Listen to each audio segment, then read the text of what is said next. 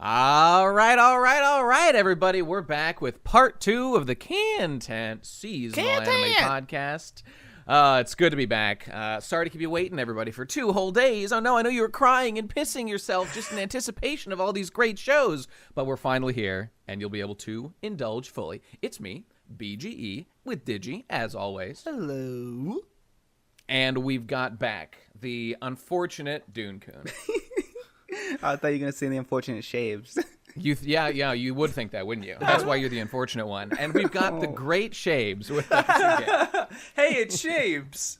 Thanks for having me back. Of course. It is a pleasure as always. Okay, now, again, to clarify, if you're here and you're listening and you're like, where's the show that I care about? This is part 2, people. So go watch part 1. It's probably there. But otherwise, look in the description down below. There's time codes for all the shows. We should have covered, I think, like almost literally every show. There's like a couple shitty ones, like they're like 3-minute specials. I think I skipped. A couple shitty ones, like the ones you like, viewer. Like the ones I like. That's right. Thank you, Dune. This is why we bring Dune on the show. So yeah, there you go. Go watch, enjoy, and have yourself a good old time. So let's get right into the first one for this episode, that being Horimiya. Horimiya describes me to a T. Digi, tell us a little bit about this show, would you?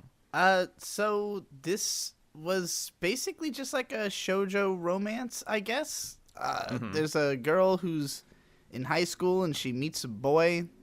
She's like, I think she's taking care of her younger brother while her like family is out or something like that.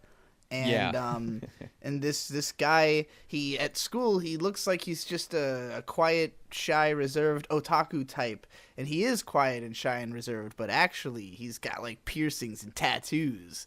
Whoa. But he's not he's like stupid. He's not good at school. Yeah, he's not like a bad boy or anything necessarily, I guess. He's just kind of, I don't know, a fucking weirdo, I guess. I like him. He talks that he specifically got his piercings and tattoos on a whim. So it's not even like, I don't know, like a deep meaning to it. Don't you just like wake up and be like, I'm going to get a tattoo today? Some people do such things, and I guess he's one of them. Although it's a little more unusual in Japan, from what I understand. But okay, kid. Doesn't like you get like shanked in Japan? Don't they think you like part of the Yakuza? Yeah, I mean that. First of all, I have a little personal experience here, which is just when I was in Japan and I went to the gym. They tell you, hey, just so you know, if you have any bandages, you must cover them because we do not want to start Yakuza gang wars because tattoos are just like 1-to-1 correlated with like Yakuza and gang stuff. So you just like, you can't show your tattoos ever unless you're like actively trying to start wars. This was like their hard policy or something. So maybe this guy's an aspiring Yakuza member. I don't know. Maybe that's it. And maybe that becomes a plot point later on. Maybe. He seems like just kind of a nice boy. He's happy to help. He's just like around. We didn't get much of a sense of like his background or anything really about him in this episode, other than just like the intrigue of the idea of this character, so to speak. And also the main girl like starts hanging around him, and therefore other guy who's into her is now like, uh-oh, I have to fucking do something about this. But I like her. And then, what was that, Shave? She was like, but I like her. This third guy. Yeah. And it's like, do you have a relationship? And it's like, no. It's like, okay, I'll ask her. Yeah, and so he asks the girl out. She says no, and I guess she must have interrogated him about what he had said to the other guy, because then at the end of the episode, she's like, what, you told him that, like, you thought I was just, like, being nice to you and shit? And he's like, well, I don't know, man, I'm, like, a weirdo. And she's like, yeah, but you're cool, though. And then, I don't know, I guess they're gonna date, probably? I was amazed by how little, like, interesting personality was behind the guy who is like covered in, like, not only does he have like a bunch of piercings and tattoos, he wears like that horrible like chain thing that goes from the nose to the ear that I'm sure some people appreciate that. It's not for me. It's not for me. But he's just like he's such a sweetheart and such like a generic nice guy just by having a strange appearance. So hey, maybe I'm judging a book by its cover. But I'm just asking why, like literally why? What is the motivation for such things? It's not even like a funny like, oh, he looks scary, but he's actually nice. He's just like generically nice. Just like kind it's of not even a joke. Well, he's just nice and hot. I don't know. I like this guy. Yeah, he's a nice guy. This is like a show that I was like literally like, oh, I'm going to watch this romance show purely on the basis of I would date this guy. That's it. Sure. Yeah. That's my full impression of the show. I mean, it's weird. This is the most popular new show of the new season. So I guess people just like a comfortable. Yeah. That sounds right. It's got the most people following it. Like you remember, It's like a Gamers slightly last lower- year or the year before. It was just like this. Seemed very generic kind of. School I wonder rom-com how thing. people find out about shows like this, like where. Cloverworks animated. Because usually, like really popular shows are driven like almost solely on premise, and this show doesn't have anything about the premise that's like so outstanding that it would make it obvious this was going to be like a big success. So I'm like, I think this is just like appealing to the Fujo like shoujo market, and like I mean I certainly noticing don't that- understand those guys. I am noticing that 12 volumes of the manga are available like for sale in English. So Yeah, okay. maybe it's just been That coming could be out it. here for long enough that people know about it. I remember people were talking about the manga beforehand. Yeah. But the funny thing about the premise is it immediately reminded me of Karikano, how the initial setup is like, oh, you think you know these two characters, but in their private life they're completely different, or but They're not even that different. They're a that's little the thing. bit different. That's the thing. The contrast is not strong enough to leave as much of an impression. It's such a surface level, purely visual. Like the crazy thing that she can't afford any of her classmates to find out, the main character girl, is that while at home she does chores around the house. This is her secret. Shameful. And oh no, she wears casual clothes while doing so. Yeah. Ew, gross. She should be I posting don't on know, OnlyFans like the other girls at school. Yeah, no, there's a Instead of secret she's worth providing keeping. for a family. I mean, for me, big flat line. Big flat line this show. But I'm sure for some it's appealing. Yeah, it took a while for me to start giving a fuck at all, because I was literally just like, what is the plot? Like, there's nothing seemed to be happening for a while in this episode, and then it was kind of like, oh, it's a romance. Like, I literally said out loud, it's a romance at some point. Like, the fact that like the poster is like these 9 characters' faces, most of which we don't really know yet. Like in episode 1, there's that one moment where like glasses guy is seen by blonde girl.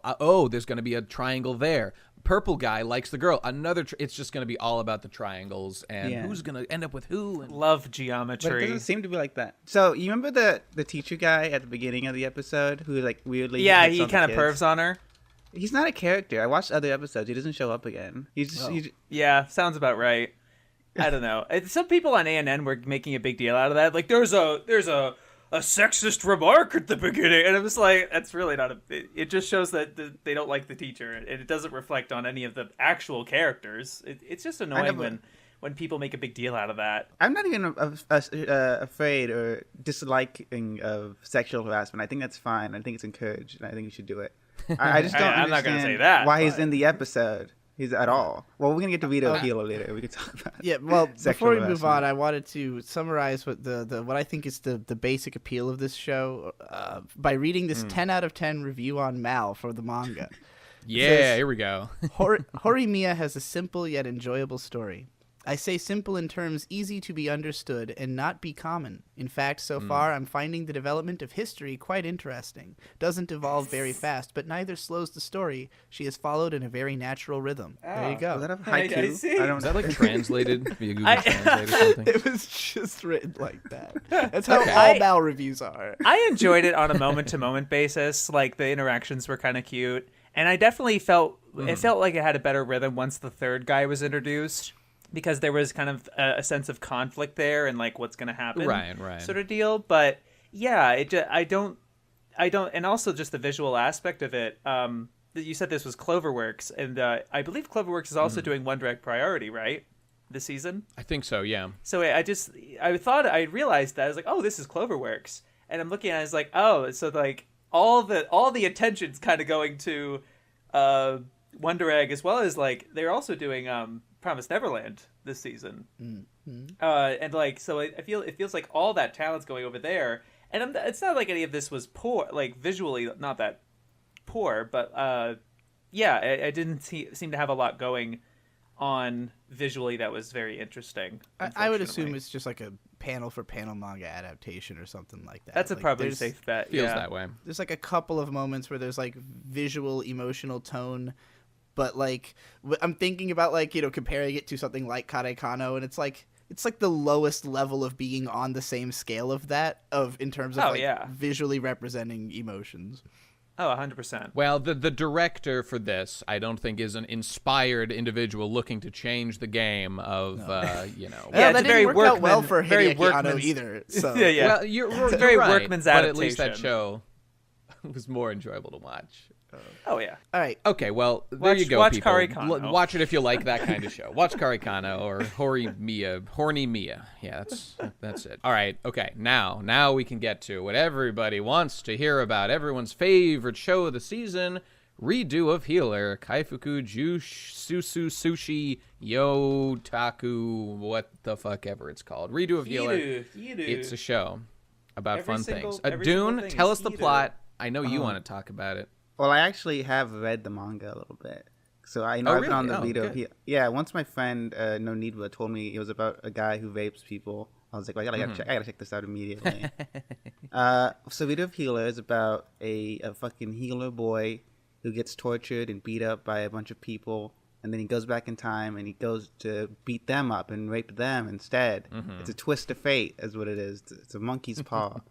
I'm sure it is. By some definition. This show is the natural endpoint of male anime fan entitlement, in my opinion. And I don't know how many people in the audience want to hear that, but you know, we have anime. I see this as picking up where Shield Hero like left itself, where like this is how Shield Hero started in like the first 2 episodes, and then it just like, I don't know, the guy got over his issues and it became really lighthearted by comparison. So it's like oh no, if you actually wanted the revenge plot that could have been, here you go, you know. And people said about the show that, first of all, you have to watch the first 2 episodes because that's where we really see the consequences and where it's going with it, which I did. And notably, there are censored versions and uncensored versions of the episodes available. I mean, this show just delves very far into the just plain actual porn side. I mean, it is quite literally porn at many times. It's revenge porn. porn. Not quite as explicit. It is revenge porn, that's true. Not quite as explicit. You see, like, titties. You never see peni and whatnot. But, we do see full-on sex happening and whatnot. So that happens quite a bit. This show stimulated my brain cells more than any other show that we've watched because it was fascinating to pick apart some of the writing choices that went into why things go the way they are. For example, first thing of note is... So it's a hero story, or like a chosen, destined, fantasy kind of story, where the main character is like the healer person, so they're not that strong and whatnot. But like all these extra powers are given to like what a healer is, so that this particular story can happen. For example, did you know that when you use your Magic Destiny healing powers, it causes you to experience all the like experiences and memories and pain of the person you're healing? Okay, that's a new one, but all right. That's cool though. And I like that. That's one part of the things I liked. I mean, it's fine. It's a fun idea. It's necessary for the premise. It's a matter of like, what do you do with that, right? Because we don't even see any of that pain. Right. You just see him writhe like, it's so awful. But it's like, I don't know. I feel like you could. Wouldn't you get some sympathy for that person if you go through all the pain that they go through? But like it just comes off very. It just ends up being like very raw. Like, I physically feel pain. I don't even know what that pain is. I don't know. That's just quite simply the premise. He's just feeling the pain. Right. I mean, like, why did the writer choose to write it that way? There's a reasonable question. I do know why, to justify the premise. Pretty much. But the second power he gets when he does this, necessary to the plot, is when he heals, by absorbing the experiences, he basically just gets all the powers of the people he's healing. Wow, another very strange, that's never been like a traditional healing power before, but sure, okay, it's necessary for the plot, so that's what's going on. Okay, that being this guy's power set,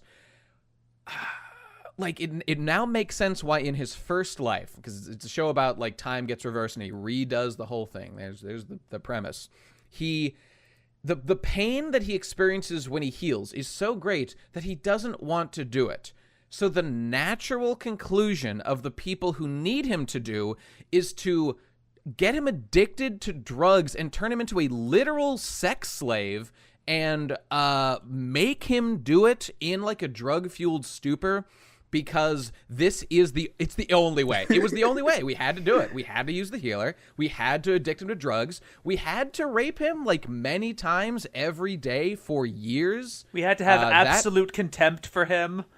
We had to spit in his mouth and kick him in the dick. We had to treat him like a literal dog. This was all necessary. So it's just cutting to the core of it. This is a show depicting the most like debasing treatment of a character that is possible, because this world just is weirdly cruel for reasons that I don't know. It's just the society in this particular world, and we get to watch with joy of a character getting revenge on the people who did these things to him, all of whom deserve punishment, but in the specific manner.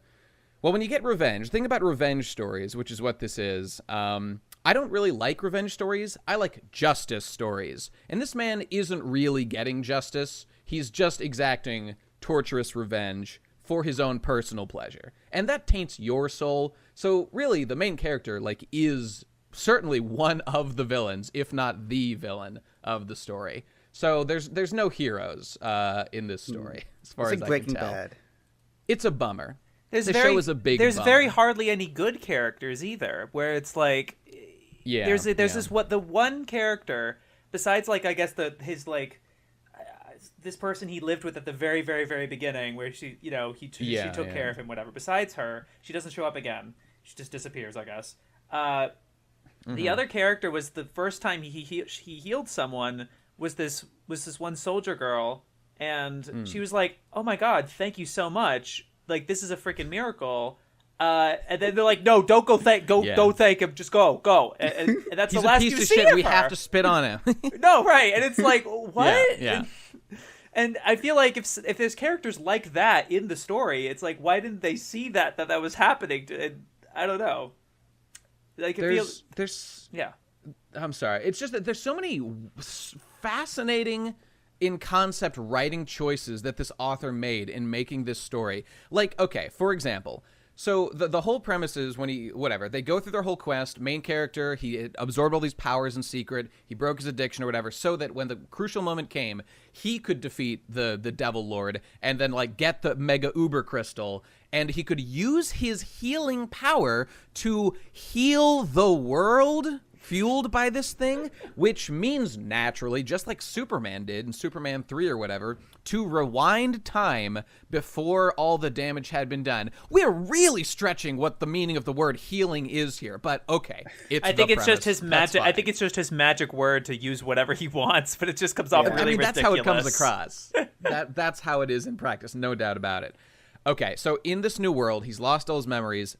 At some point, I guess he just did this before he reset time, fine. He, like, left, like, a magic pocket for himself that would restore his memories and, like, some new ability to scan people or something. Okay, fine, that's the premise. He did that. So he's got all his memories back. And so he remembers that all these people who did all these terrible things to him, like, are still out there, and all these events are going to happen again if nothing else changes. So he goes through that and meets them. And to the guy's credit, like, I was thinking the whole time, like, okay, in the first world, you know, Princess Flare was kind of like the ringleader. She's the one who orchestrated all, like, the horrible experiments that were done on this guy. And, you know, all the rapes were orchestrated by her. She treated him like a slave. It was pretty not good. He makes sure that she still is that person. And so I was like, okay, good. You checked that reasonably. She is still a monster. At least now I can understand why. So he's being at least rational in his pursuit of these things. But then, this is where the strange writing choices come in. Knowing what's about to happen, he still, like, takes the knockout drug, knowing that he will wake up in a sex dungeon where he will be raped every day for, like, months, if not years, and, you know, used for these purposes and experience all the hell. like literally why? That's Why just did fringe he benefits, choose? Nate.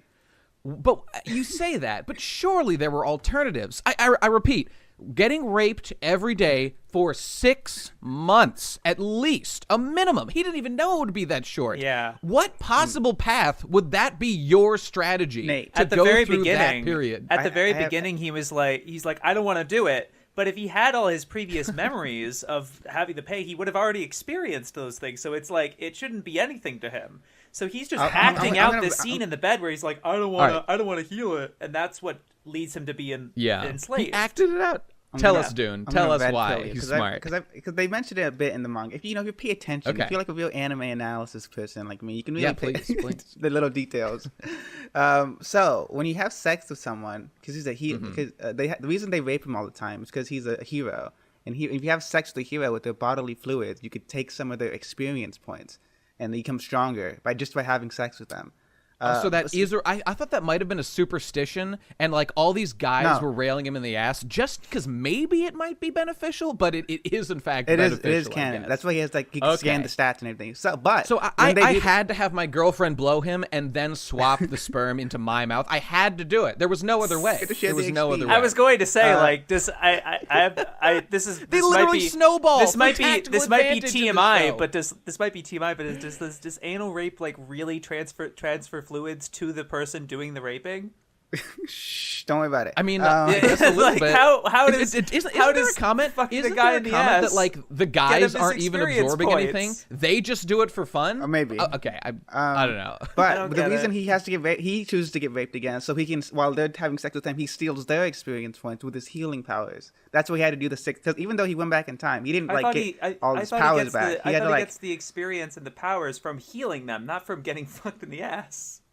Yeah. Well, no, but he just needs skin contact when he's, he just drains them while he's getting fucked. Okay. All right. Well, here's a question. It's actually a big brain plan. That's fair. That's so actually the why rape I was have beneficial. Sex with men, so I can steal their experience points. Yeah, that's how I operate in my life. Okay, I get that. But here's just a question. The whole reason he went into the sex dungeon was specifically because it hurt so bad to heal, he refused to do it in the first loop. And so he was like, no, I won't do it. So she was like, well, I guess I have to force him to be a slave, and I obviously am not going to treat him well, blah, blah, blah. But if he had simply agreed to do it, which obviously he's prepared to do in the second loop, considering all that he goes through, wouldn't he just be able to get almost all the benefits and, mitigate, again, 6 months of being raped every single day and treated, like a slave? Surely he still would have gotten all the powers because they want him to heal everybody, so he would have gotten them regardless. He wouldn't have absorbed them from the people who raped him during those encounters specifically, I guess. The meat people who need. He considers this like New Game Plus. Like the fact that things could be different now does not matter. Like he just wants to do it again. So he was having sex with the maids before he got enslaved, right? He would have still had sex. He sure was. Yeah, but he would have still had more big manly soldiers. Well, I guess what Dune is saying is that he wouldn't have been in contact with this select group of people who only met him in the first loop because they came to rape him. So, like, he wanted to make sure he encountered that same group of people. Therefore, he had to go through this again. I guess. I mean, this is the thing is, right? All of this is not like communicated properly in the show in that way. Because all you are seeing is just like, and then I went through. Because then logically we come to those conclusions. If they give us that information, it's like, oh, I see what you mean. So it's clearly there was a miscommunication. A theme, Shaybs. It's called analysis. Maybe you haven't heard of it. Yeah, some of us are professionals. Yeah. Oh my god. Such as Dune. It's big brain. Okay, well, let's just get so the end of episode 2. Going through all this stuff. Maybe he didn't need to do all of it. Okay, whatever. He has absorbed all the powers he needs. He's not against. He's not against evil. He's against these specific people. Like he doesn't care that other people are getting attacked and killed. He just wants to fight these people and make them pay. Yeah, like he clearly has sympathy for the Demon Lord too, because he's like, I want to know what her deal was. Yeah. So it's not like he's like she's a victim like evil. him. Yeah. I mean, because in stories like this, the Demon Lord might literally be good. In our opening thing, she's like, "I must defend this thing." Like maybe there's some, I don't know. Yeah, maybe it's like maybe are we the baddies? Yeah. I mean, our good guys certainly aren't the goodies. I know that for sure. So yeah, this anime dares to ask the metaphysical question: what if good things were bad? Yeah, very very provocative. Okay, so in the episode 2, whatever, he's got all the powers now. He does some stuff to get into the princess chamber, and now he's like, okay, princess, hero of magic, listen, you put me through this shit, I'm going to rape you now. He makes her torture herself, like, oh, I'll kill you with this big rod, or mine, lol, you have to choose. So he humiliates her and does all these things. Okay, so here's where we get into, I guess, the biggest controversial section about I haven't actually seen the discourse. I've just heard mutterings. I imagine what people are upset about is that this is somehow like a glorification, perhaps, of rape, as if it's like a tool of justice, and people find that objectionable. I agree with that. This isn't justice. This is a sadistic show, and you should not treat this as any kind of moral compass. These are bad things being done. Like in a hentai where there's rape or any kinds of horrible things going on, which is very common. It's just like that. It's the same logic being used there. It's done, you see, in like rants or any kind of hentai, that's done for like the titillation of the audience. This is actually darker and weirder though, because this is done not just like specifically to sexually titillate you, but mostly for you to experience like the gratification of a guy just like getting revenge on people on a roasty who rejected him. Okay, you say rejection. I mean, look, you can read into it whatever you want. This girl deserved all this and more. I was ready to say when I watched it originally, like, oh, they're gonna just be mean to him or like lock him in a dungeon. That alone is justification to like, kill somebody if they make you a slave for a while or something like that. But he literally got raped like hundreds, if not thousands of times. So if you expect me to shed a tear for the same thing being done to this princess, you are out of your fucking mind. I agree. But that being said, it wasn't justice. He should have given her a swift death, if you ask me. That would be justice. Because she is the highest authority in the land. No one's going to hold her accountable. He needs to do it. So he should have just killed her. Raping was just for the satisfaction of this twisted main character guy. He plays games with her, too. He's like, I'm going to break each of your fingers, and if you do this thing... Oh, yeah. And like, he's like, do you want my rod or the fire rod? And like, he's playing with her. And he's just indulging in it. And it's not entertaining or fun. It was very unfun to watch. I did not enjoy it. Like, whatever, dude. Like, this sucks. Yeah, but I mean, I guess I'll just raise the other points. The main character is unequivocally, like, evil, at least for doing that. I mean, no one's ever totally one thing. I'm sure the princess has redeeming qualities, too, even though she holds slaves and rapes people and shit. But he's a bad guy and should not be celebrated or emulated in any way. But how did he get that way? He got that way because of these people doing these specific horrible things to him. So, like, it's like, okay, I get it. Cause and effect. Evil breeds evil. Understood. But Dune, you seem like you have some things to say here. What are you thinking about all this? But you're putting him on the spot. I mean, it's kind of like, I mean, you can have all this discourse about like whether it's right or wrong, but like at the end of the day, it is just a rape fantasy. Like, it is just for people who want to have like a weird rape fantasy anime to watch. If you just can't have it about real people because real women aren't that evil to deserve this kind of treatment, so you have to make like this whole situation around it that makes it like a discussion. So your position is anyone who's watched a rape hentai just wants to rape real women. But they can't do that. Or is currently raping a woman, yes. That is exactly what I said. Thank you for clarifying. Oh, you're fucking reading into this shit too hard. Am I? They just want to hurt real people. No. Rape fantasies are not the same as like wanting to rape people. It's like I don't think BDSM people like actually want to like fucking punch someone on the street, but in the bedroom it's whatever. But I mean, it's like every anime fan has that one pink-haired girl who rejected them for high school prom, and just want to like fucking put her with a fucking hot rod, put her in a hot rod, put her in a car and push off a cliff. But they can't do that in real life because they didn't really do it. Like the girl not liking you is not that big of a deal. But in this fantasy world where they're evil, it's like okay, then you can rape them. There are other anime. There are other anime about really You're lying. There's no other anime. About suffering. About like really like heavy shit, like fucking Technolize, or I'm watching Now and Then Here and There right now, and that's heavy shit. But like those shows have these centers of like holding against that great evil. And this show doesn't have any of that. There's no contrast. It's all suffering and misery and no triumph or hope or anything. I wish now and then, here and there, would just like come out again, right? I know. Yeah. Dude, you haven't said anything for 30 minutes, and that's what you come back with. Show, look, go on. I didn't actually watch the second episode of this because I just didn't care. I heard what this was about. I heard the premise. My friends had already read the main manga. character does cock slap a girl. That alone justifies the entry price. It is the best anime of the season. It wasn't even that good of it. It's not like visceral or anything. Like the visuals kind of it's not even that good looking. Like that's the thing. Who cares? It's so that's true. ugly. It's so ugly, and the visual tone doesn't match the tone of the story in any way. It's like super brightly colored and just like it's generic anime looking. Yeah. The designs aren't good. Just like it's stiffly animated.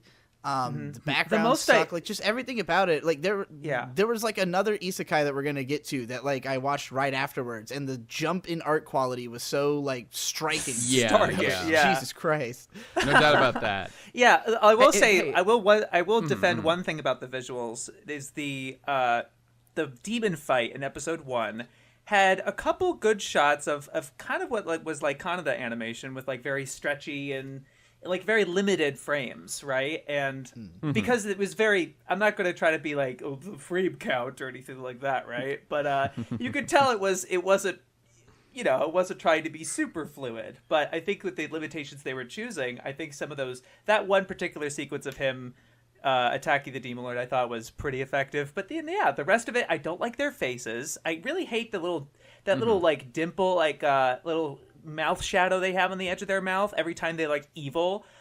It's so gross looking. It's just like it's I don't know, and I'm not curious to, and it has nothing to do with like ethical or moral judgment against it. It's just like, this sucks. It's like, this is just misery and kind of boring, and I don't care. This despite the I mean, I don't know if I'd even qualify what I said before as like positive things about the show. It's just that and I do think this is a show that kindly is actively making the world a worse place to be.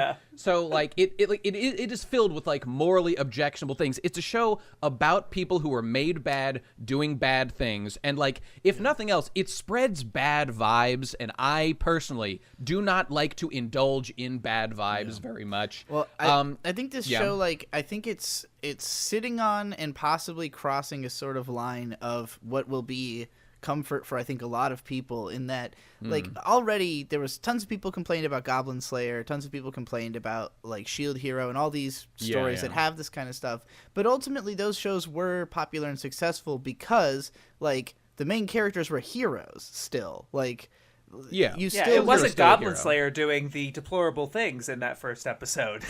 Right. Yeah, exactly. You're right. He kills the bad guys in that episode. So he's the hero. Even if this guy is getting revenge and like, you know, the stuff that's happened to him is really fucked, like and maybe the plot will change at some point to where he will end up being on like a traditional hero journey. I could easily see that happening, especially given again just the bright tone of the show. Like I don't know how long it's going to sit in the place of just being like grim revenge. Well, see, that's what I was going to bring up next. By the end of the first episode, because the moral implications of things that are going on are actually kind of interesting in the show. Like, I mean, whatever. Like, in Berserk, there was a rape that was, the rape from Casca is fascinating. It's, like, interesting. Doesn't mean it's, like, good. It's not good that it happened. But, like, there's a lot of meat on what's going on in that scene. And like, that aside, like, the fact that the girl that did all these things to him, like, she was raped by the guy out of vengeance, and then she was brain-wiped, made into like his like trusted traveling companion, and now like seems to like kind of genuinely love him while he all the time is like scheming. It's like, is this justice? Like, we took an evil person and brain wiped them. Is this a good, like, it's kind of complicated. I'm not saying it's like necessarily. I just want to say real quick, if Berserk, Berserk is the perfect example of how to pay respect to rape in narrative, because it kind of like defines Guts' life for like 15 years, that he got raped as a kid and he like won't touch people. That's true. And he's like, he literally cannot form human connections until like it's like a major point in the story that Casca gets close enough to him that he can actually have sex again. Like right. And then witnessing that person, and then witnessing that person do have the same thing done to them, even worse. Which literally obviously, and she in such a way that it actually breaks her mind. Even for, what would have made Berserk better though? If Guts had been raped 200 times every day for 10 years, and then he went sicko mode on everybody. Yeah. That would have been a better version of the story, if you ask me. One last thing I wanted to say with it, there was a point where you were saying about the writing where it's there's a lot of different places where it kept going. I'm like, okay, that could be an interesting thing to try to build something off of, but there needed to be some contrast. But it just kept going to the most. There's no contrast. It's the all most black. Pig-headed, basic, superficial points. And so the one thing as one example was at the very beginning where his previous memories were trying to kind of invade as a separate voice. He's like, oh, what's that voice in my head? And he's still a good he's still a regular guy who's thanking the person who takes care of him and seems like a nice guy. And he has this very evil person inside. It could have been really interesting if he had that sort of conflict where he had sort of a Jekyll Hyde type of thing where the other person was trying to get out of him. But he had that personality still, and he was trying to overcome that. And I don't know, some sort of contrast. That's not what this story is about, though. No, the story of course is about not. putting That you in the depths of hell and just stewing in it. Exactly. Yeah, and it's just, and that was the intention, and it succeeded at that goal. So I'm just astounded that somebody TNK chose to adapt this, but.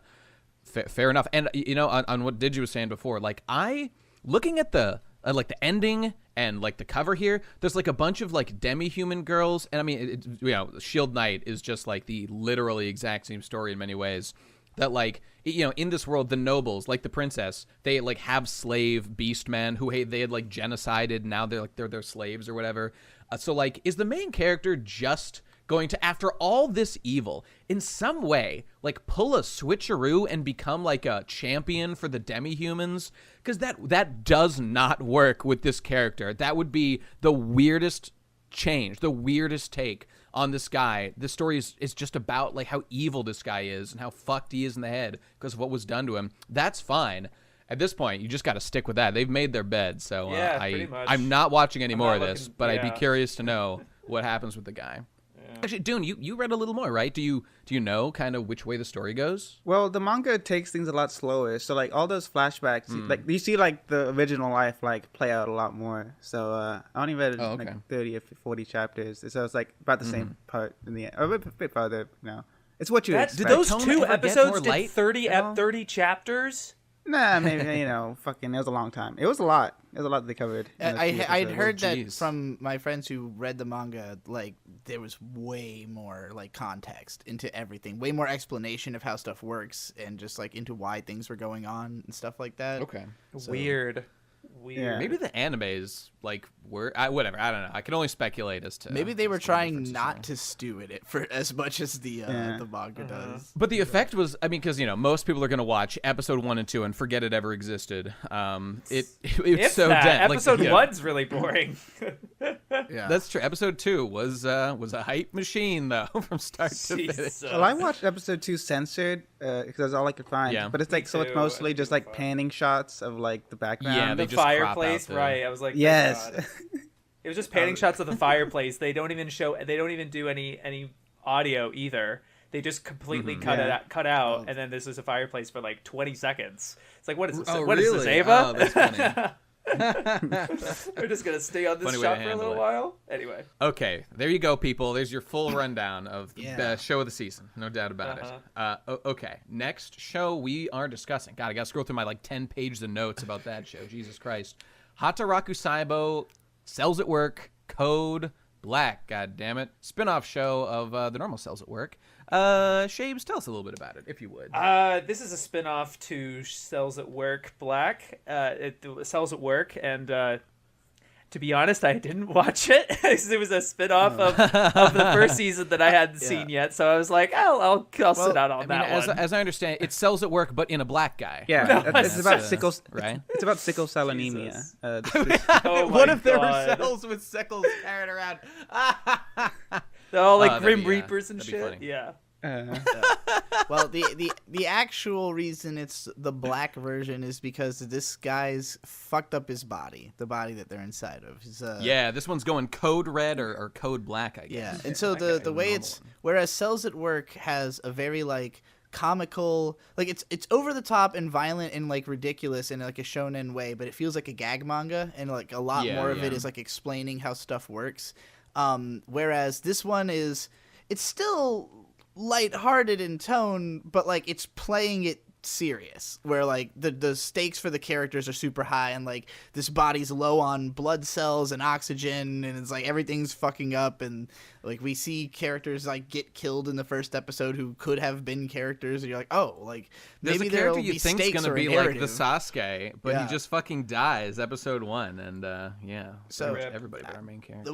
I think this is, I mean, Cells at Work is a fun concept that is like, it can kind of go on forever because you just have you know, whatever new disease you want to introduce to the body, but it is also extremely repetitive because it's like the same thing to some degree every time, just like it's the unique imagery and stuff of like how they portray certain stuff that makes it fun. Just watch Osmosis Jones. I mean, just cut to the core. You know, there's not much need. Yeah, trouble in the air. I guess what you gonna do? The main interest I have in this one is that because of the fact that it's a spin-off, it has the opportunity to possibly like have a plot or like you know, and a self-contained thing too. Right, and like the fact that there's characters who seem like they're going to be characters and die in the first episode creates that feeling of like, well, hey, maybe there'll be like meaningful character deaths or something in this show. Like maybe this will be a drama. Who knows? It's hard to say. It's a fair question to ask. How much depth can any of these nameless cells have? Like I know that we're like have our main character glasses red blood cell guy, but I am finding myself asking like, should I really like care about this guy, considering he's one of like a billion drones that do the exact same job? How much agency could this character possibly can't have? you say the same thing about people, Nate? True. Yeah, you're right. I think the original show kind of tried to make you not think the character mattered. Like the main characters were almost downplayed as like, oh yeah, we are just one of any other, like you just happen to be following them. They didn't even have names. They're literally named red blood cell and white blood cell. So like I have the same question on my mind as you do, and like what we get in this episode is very low level drama. It's like mostly just establishing the idea of the setting, you know, reintroducing you to the concept of Cells at Work.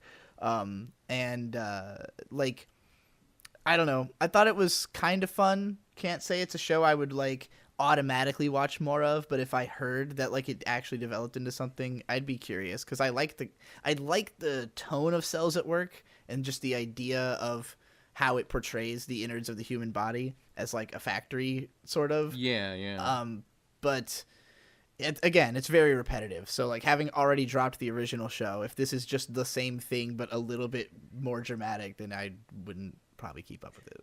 Would it change your mind if I told you there was an episode about boners? I mean, maybe. It might. Oh my god! And the guy's gonna like suffer a heart attack while eating too much Viagra, too much blood is in the shaft, and the body's shutting down. Oh god! Does Black divert? Does Black do anything visually different or distinctive from the original? No, it looks it's almost animated exactly by a different studio, so it like looks a little bit different. I mean, there's a different art style kind of, but like that doesn't really matter very much. I just think that's kind of a missed opportunity, right? Because it's like it's a different body, so you feel like maybe they could have sort of different architecture or some slightly different outfits or something like that. Try to stand out from its predecessor, from its main body.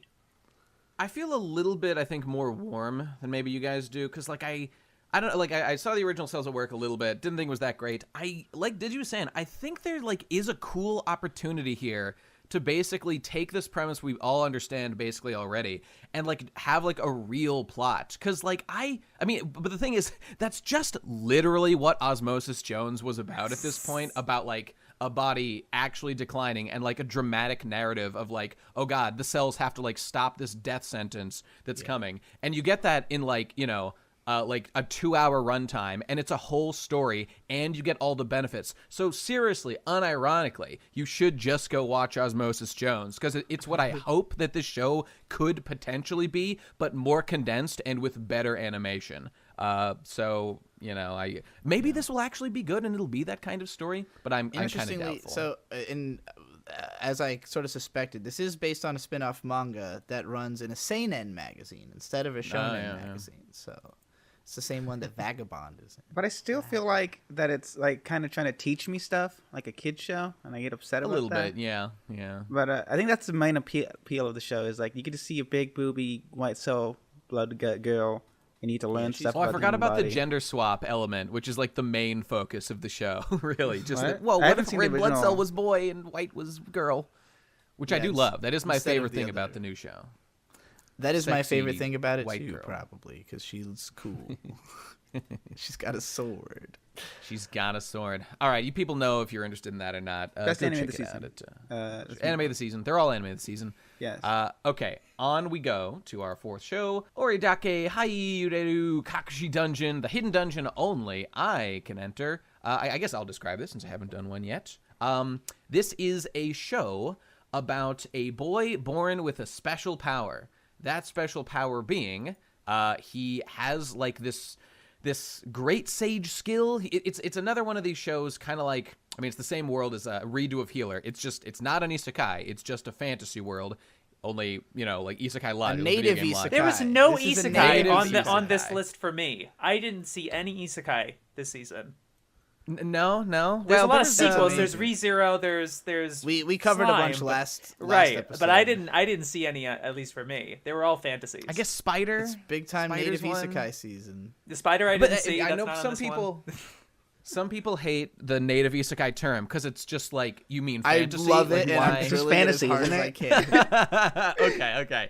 Okay. Point being, it's just a character. He's got no powers. Whatever. He's trying to get by in this fantasy world, and he's got this one power: Great Sage. That's literally what it's called in Slime Isekai. It just tells him anything he wants, but he gets headaches. He gets headaches when he uses it, which is really weird. So he can't use it that often. Okay, so one day he's like, oh, Great Sage, I'm going to use you real quick. Where can I, like, go to develop powers because my career path suddenly changed? What do I do? And they're like, go to this hidden dungeon down here. Just tells him where to go. He goes there, and inside there just is this very erotically depicted, like, unconscious, chained-up girl who is just like, hey, I'm a super powerful sorcerer lady who came to this dungeon.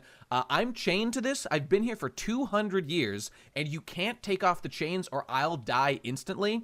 So I have no choice but to stay here.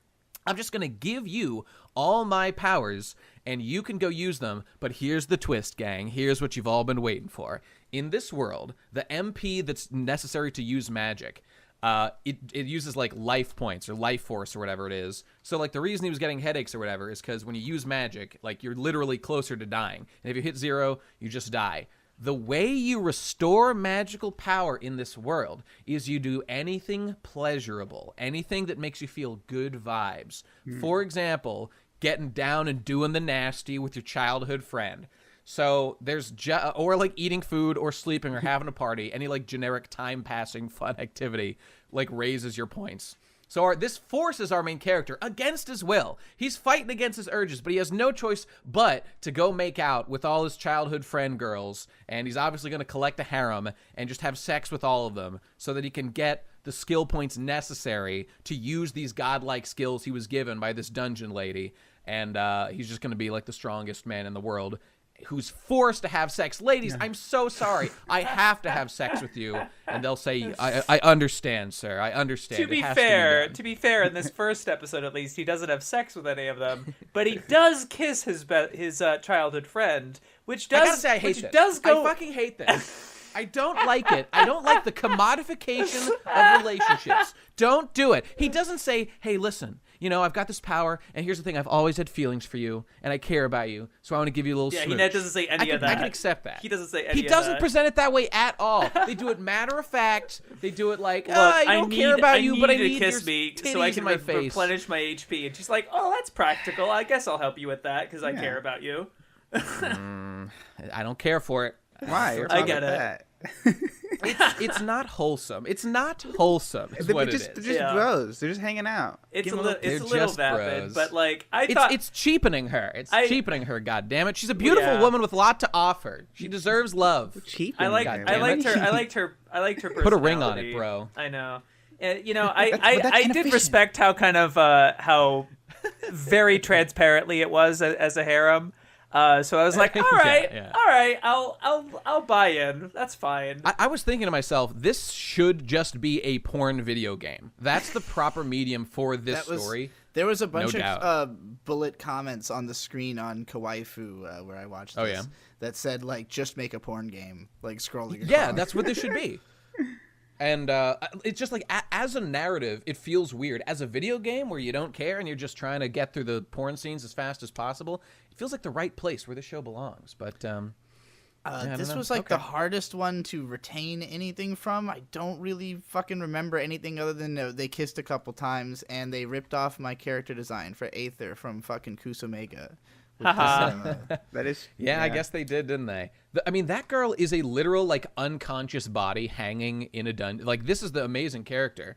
Whatever. She's actually funny, and she was, like, kind of all right. She's just like she doesn't give a shit. Like, just cheat to win. And I'm like, yeah, all right, I can respect that. I did like this one interaction where she's like, all right, go fight this Green Reaper guy. He's a very low level thing, you know. You could beat him. And he's like, are you kidding? This is the hardest thing in the game or whatever. It's not even a game, but that's how gamified the whole world was, right? Yeah, that's true. He's level 99. It's like, all right. And then she's like, oh, I'm sorry, that was easy for me because I'm the best, you know. So I thought that was funny. There's another element going on. I mean, it's not amazing. There's an element going on of, like, classism where they're shitting on this guy so hard for being just like a low level noble. I want to know what their feelings are towards the non-nobles, frankly. What are their feelings? Are we just in the same world as Redo of Healer? Because that's what it feels like. That it's the same logic operating here. The same generic fantasy world. I don't know. I'm just. Did you like that the main character's name is Noir and the girl's name is Brightness? Is this the one where he goes on like a whole rant about how like light and dark don't usually fuse together? No. That was a different show. That's Idoly Pride. That's a different show. That was a different show. I can't wait to get I to remember Idoly that Pride. bullshit. It was. Thank God they didn't dwell on it for very long. But yeah. No, I like that with the character. It's like, you're right. It was like noir, but there's like, oh, hi, Emma. They have like really normal names. I don't know. I think Emma Brightness. Because of I think there was something about it that was just like, okay, that's all this show is wanting to do. It's not trying to be this big thing or whatever. And so it's like, all right, I'll play.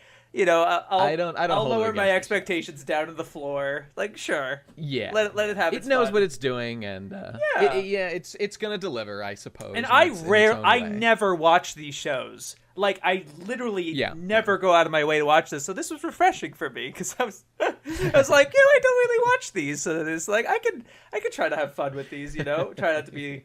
It's like, oh, this is trash or whatever. You know, because I was definitely what I am normally. But right. So I'm just like, that's what the point of these seasonal podcasts are, to force us to indulge. Right. I was like, that's fun. So you're saying it's the best anime this season, right?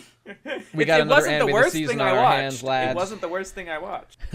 I'll take it. Okay, speaking of the worst thing. I'll talk about the next one. Wait. Yeah. Kemono Jihen. No, it's not actually bad.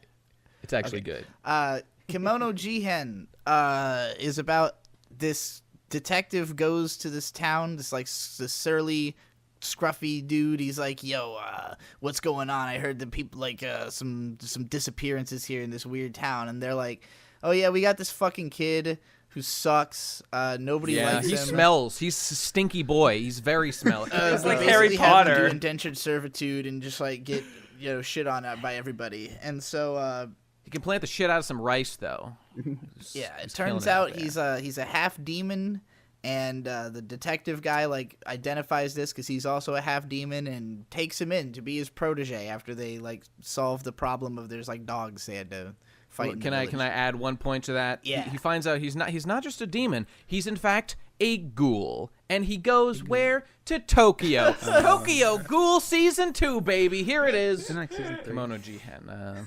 I thought that was funny. There's like 4 seasons of Tokyo Ghoul. I laugh. Thank you. I appreciate that. That's great. Yeah, this was like my favorite show of the ones we watched. Just because the characters are like immediately lovable. It's the relationship between the detective and the kid, like just the fact that he handles it in a very subtle way.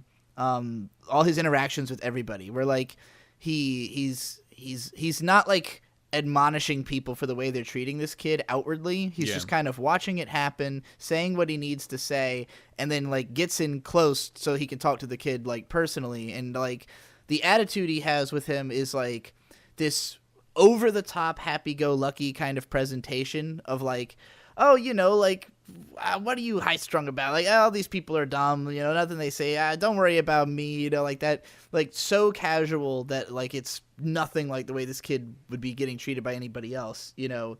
My favorite part was when he showed the boy his ass. I did enjoy that. He does show him his ass. There's definitely some furry undercurrents, I think, going on here. I mean, it is called Kemono Jihen. But Boy and the Beast vibes a little bit, actually. If any of you seen that movie. I love Teen Titans. The kid in this is similar to that kid, actually, in that he's fucking kind of intense, and, you know, obviously he's a badass fighter now. I'm curious He's about... a scary motherfucker. He's an intimidating... His eyes are intimidating to look at. There's something ain't right with this boy. So the first episode of this made it seem like it was going to be more of a detective show, but when we get to the end and the kid is really positioned as like the main character, and it seems like more of like an action series going by the ED, but I'm guessing it's going to be like they have a team that goes in and kind of solves cases in places like what he was doing and like what the detective was doing there, but like with all these other people. I really love the character designs in this show. There's a bunch of adorable kids in the ED who can't wait for them all to show up. And they're drawn very well. This is one of the better produced shows that I If you are a Shotokan, this show is going to make your mind rocket into the stratosphere. Kind of, It's probably the cutest twist. Little boys since Natsume Yujin show. Yeah, nice. Yeah, that's what the character designs reminded me of a little bit. And the tone too, because they're kind of like interacting with the supernatural stuff. Kind of has those vibes too. Sure, though that show's like way more comfy, and this was yeah, detective action show. Right. Was I the only one who's fooled with the fucking the little one with the long white hair, and then he talks to him? He's like, "Oh, I'm a boy, actually. How could you think I was a hot girl?" I was like, "What the fuck? What are they doing in the end of Japan right now? How could they trick me like what? this?" You were tricked. Was that in episode 2? White hair. Must yes, have been episode 2. Yes. Oh, I guess so. I haven't seen episode 2. Oh, hold on. You could not tell that was a lolly Shota on site? No, I couldn't, surprisingly. Hey, man, they're ambiguous by You know, design. I felt really good about this episode, too, because it felt like... Okay, yeah, that's how you do a first episode type of thing, where it's really setting up as like, all right, what do I want this... Where is this going? Whereas a lot of the other premieres this season, it felt like they had to stop because that's the end of the episode. See you next time. And they just kind of had to stop in the middle of things. And it's like, well, no. It's like, I don't know. I didn't feel as good about them in that regard. But I liked how self-contained this story was, especially since, you know, I wasn't like intending to watch it the whole time. But I gotta say, great.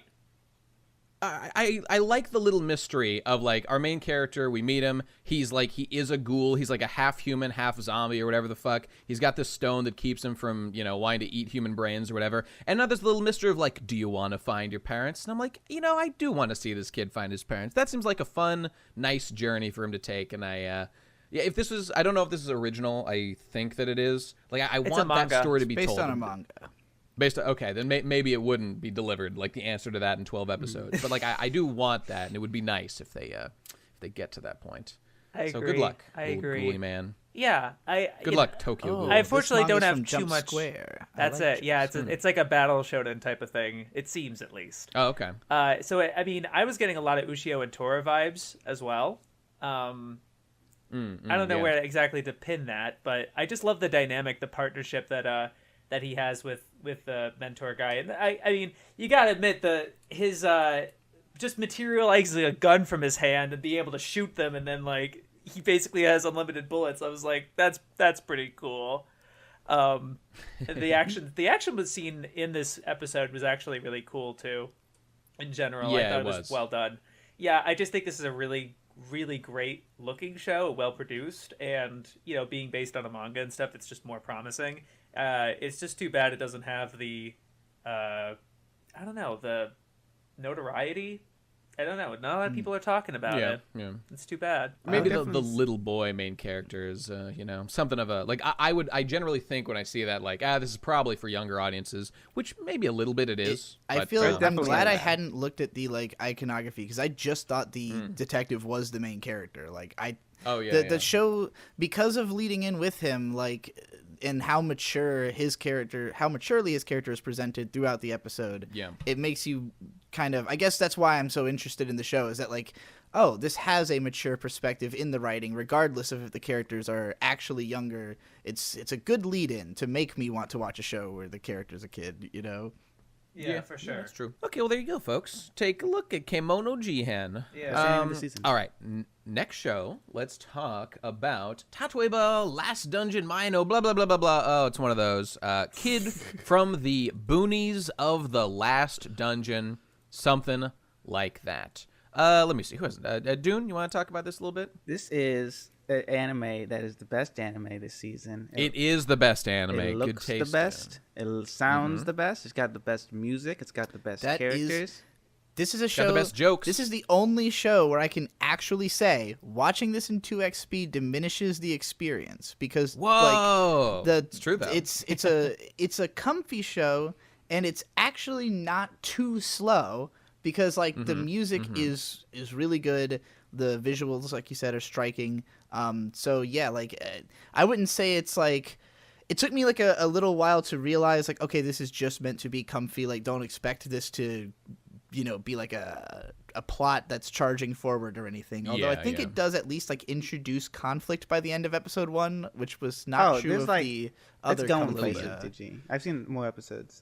It's going places. Oh, okay. It's a good show, believe it or not.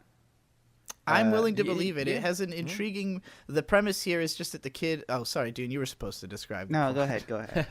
Oh, no matter. The premise is that this kid lives near the final dungeon of this native isekai world, and he, because of that, is ridiculously powerful compared to the average person. But I believe he's getting a job in the starter town. He's like trying to enter like the academy at the end of episode 1 or he something. Wants to become a knight. To like become a knight or something. Okay. Yeah, but which he obviously should have little difficulty doing. Right, because he's from somewhere much tougher than this area. At the very least, everybody's impressed with his skills. And his thing is that he has no idea that his level and how strong and capable he is on a completely different scale than everyone else that he's surrounded with. He talks about he's the weakest person in his village, but that power level is still over 9,000 or so. Right. Yeah. I don't want to be. I love this show. Yeah. Go ahead. I'm sorry. Yeah, I was. This show is great. It's really good. I legitimately enjoyed pretty much every second of it, and the comedy elements are always a big hook for me. This had some banging comedy moments that I really loved. Example being, like just the witch that he comes to live with. Like the first time that they hang out, he just like knocks on the door. The witch is just like an asshole. She's just treating him like shit. She's like, "Get the fuck out of my house, you stupid Roxas-looking motherfucker. Kingdom Hearts 2 was a shitty game with a bad plot. Get out of my house." She hates the beginning part of Kingdom Hearts 2. She just wants to play Sora. And all my homies hate Kingdom Hearts 2.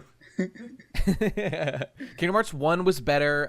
She says all these things, and like just out of nowhere, he brings out this crystal, and like, okay, we get the connection. The chief of his village is this Lollibaba who like was the master of the witch, taught her everything she knows, and it's just like the dynamic between those two between like this like god level mage and this witch who she just like, because she calls her Lolly Baba a few too many times, you know, meaning like Granny Lolly or whatever, she just curses her with like the grand rune of minor misfortunes. So every scene, this girl like pulls a thread on a robe or trips and falls down, haha. But I'm just actually laughing because it's actually funny that these things are happening. It's not like, I don't know, focused on too much. It just it's hitting the right balance of comedy and action and cool things, and it is like one of the best looking anime of the season too. Linden Films made like 10 anime this season, and this is the best looking one, except for Wonder Egg, of course. Which wait, was that them? No, Whatever. Who cares? Cloverworks, yeah. That was Cloverworks. Yeah, you're right. And my favorite moment I think of the whole episode is the whole little arc with the Belt Princess. So, oh my God, wait, Kingdom Hearts 2, literally Diz is also a belt head. Maybe this is literally Roxas and characters from Kingdom Hearts 2.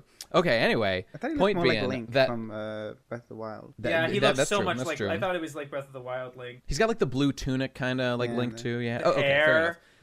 So, episode 1, we're introduced to this girl who has a belt on her fucking head that's apparently a curse, like, since she was, like, born. I don't know if she was born with a belt on her head or if someone put it on her later and cursed it. But that's too bad for her. But we've previously seen that our main character guy is so good at cleaning because he uses like an ancient mythical disenchantment rune to just take those tough grease stains off, you know, lickety-split. And he uses it to wipe her face and like, boom, instantly dispels this curse that's like defined her life. And the best part of this is like it makes the girl instantly fall in love with him in a comedically satisfying way after he like showed up and like killed this giant frog in a pretty fucking sick scene. And it's just the way that she's like animated. She's gone from like depressed yandere, or not yandere, like whatever, like dark edgy girl into like yandere love for main character. There's a and scene like the where animation is great. They could easily have put like, and then she masturbated the rest of the night, like that moment with the she belt, literally like with the collapses to the ground like in her panties thinking about the kid. Yeah, and it was very endearing, and I love them both, and I want to see their adventures together. Like I liked every single character in this episode. Except, I guess, that jerk noble guy who was being very rude to our characters. Oh, I hope he gets his comeuppance. Even though he sucks, and he's like awful person, he's still like, I've seen the other episodes, he's like, okay, you vibe, you can vibe. Not like he's not like a good, he doesn't like turn into a good person, but like he vibes with the cast, I would say. Okay, that's good. He fits. Yeah, you want like a point of contrast, he seems like right? You want them to someone to butt up against. Is that they're all nice people, then it's like, well, yeah. I mean, I like the witch, though, because she's not really that nice a person, like the one she's living with, Marie, or whatever her name is. Exactly. Because she's an asshole, but she constantly gets dunked on by, like, her teacher, and that's really funny. And right now, she's the best girl of the season, that witch. She's my fave. Because I love to see a woman get punished. You would. But not like in, what's that other, not like in Redo of Healer. That's a bit much for me. I will say... you guys didn't watch the other episodes, but there is. I was surprised at this show. Like, well, they'll have a bunch of scenes like with important stuff happening with Lloyd, the main character, not being in the room. Like there are scenes. There's a scene that stuck out to me where Marie and Lolly Baba were talking. Like they're having the fun antics, and then Marie just stops and goes like, "Hey, you're the fucking strongest person ever. Can you like fix the kingdom? We're like we're in a serious issue. Like we're having a lot of problems right now." And which is like, "Oh yes, let us have a serious conversation." Like they're like real people and can have like real conversations and not like just be these archetypal like haha funny moments. Oh, okay, well, that's good. And the plot can move forward and like realize that hey, Lloyd's the strongest person hey, if fucking they're getting ever. into serious conversations, it makes me wonder why haven't these people already fixed all these problems? They explain it. Or I was gonna say they also explain why like Lloyd doesn't solve everyone's problems because Lolly Baba is like, well, one that people in the fucking end town. Lloyd just pulls out le bootstraps, bro. Yeah. Sorry, man. Trickle down economics is the way to go, bro. You gotta do it on your. People in the end town are not allowed to. Because they're so fucking strong that they could win anything. So it's like they can't like worry themselves with like international like two kingdoms fighting each other because like the side that they choose. Well, they already saved the world once, right? Like they're living in that like they only fight like so it's like they only fight like demon lords. Like that's what they say. Like they only fight like the strongest like evil bad guys, not like two people fighting. But like, and Lollipop like specifically does not want Lloyd to get involved with like these fucking like international conflicts just because just because he's a fucking like 10-year-old. Like, let him be. And I was like, I think it's good. It is a good show, and you should watch it. I will watch it. Sick. Glad to hear it. Yeah. I'm not gonna say. I don't want to say too much because I don't want to be a wet blanket.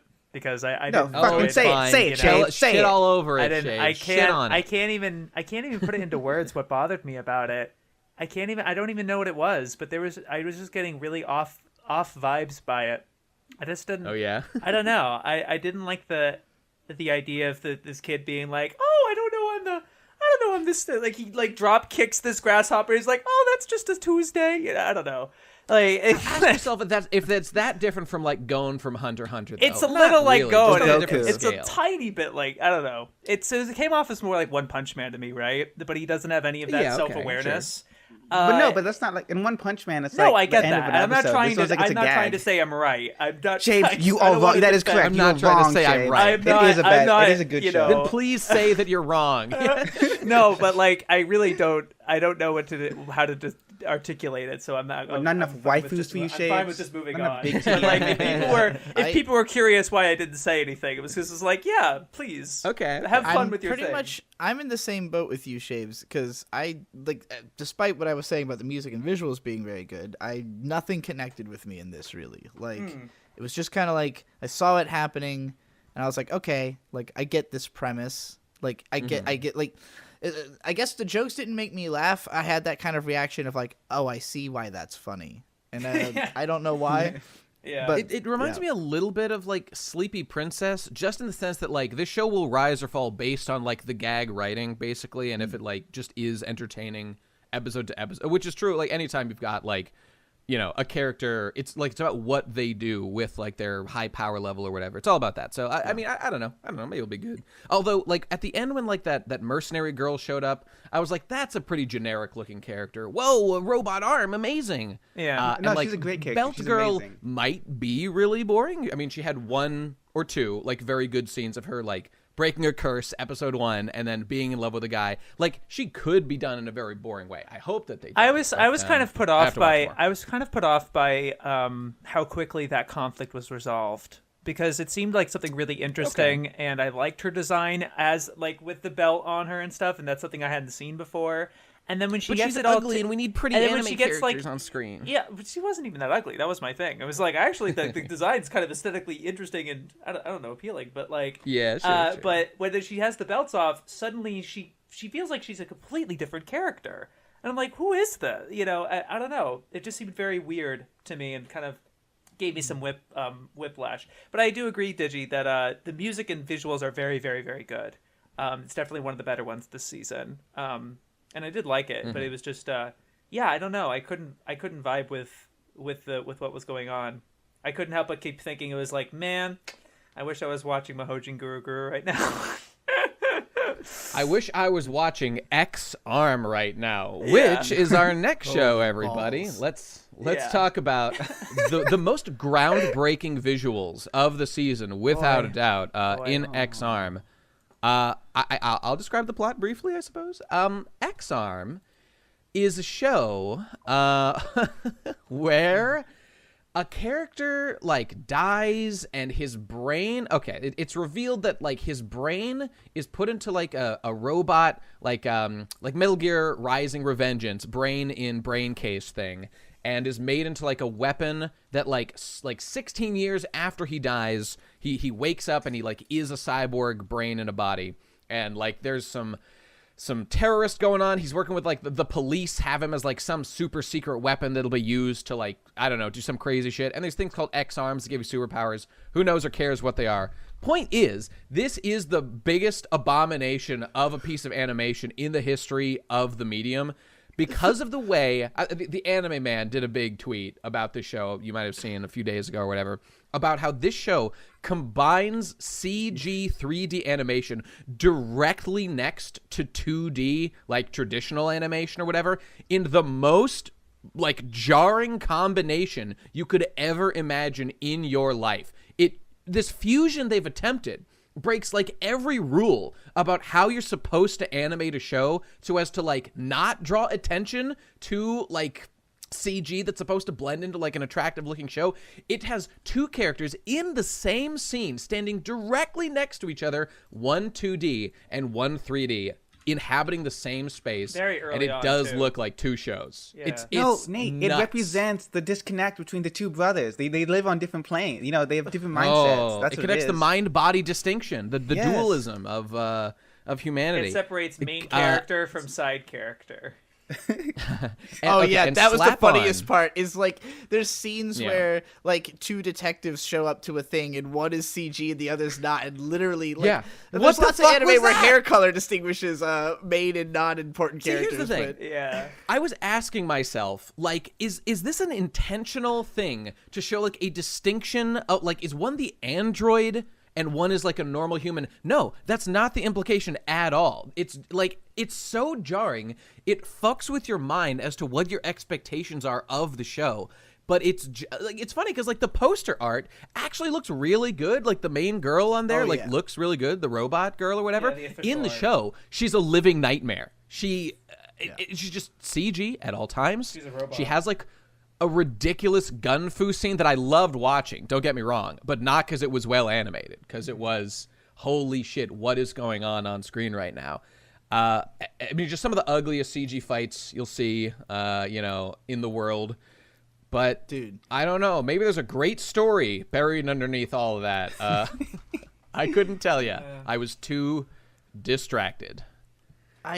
This is like, I can't imagine the feelings of anyone who likes the X-Arm manga that this is based on. Oh God, it's a manga. Those Yeah. poor bastards. Those poor and fucks. let me. You're about to become one of those poor fucks when I show you what the art looks like in the manga. Like it's. Yeah. Oh no. I mean, the Okay, let me illustrations, like you said, for the ED and everything in the show look incredible. So do Yeah, all the yeah. artwork by this artist. He draws it looks insanely good. awesome Oh, it hot looks chicks. really good. It looks Yeah. really good in some of these panels. Oh no.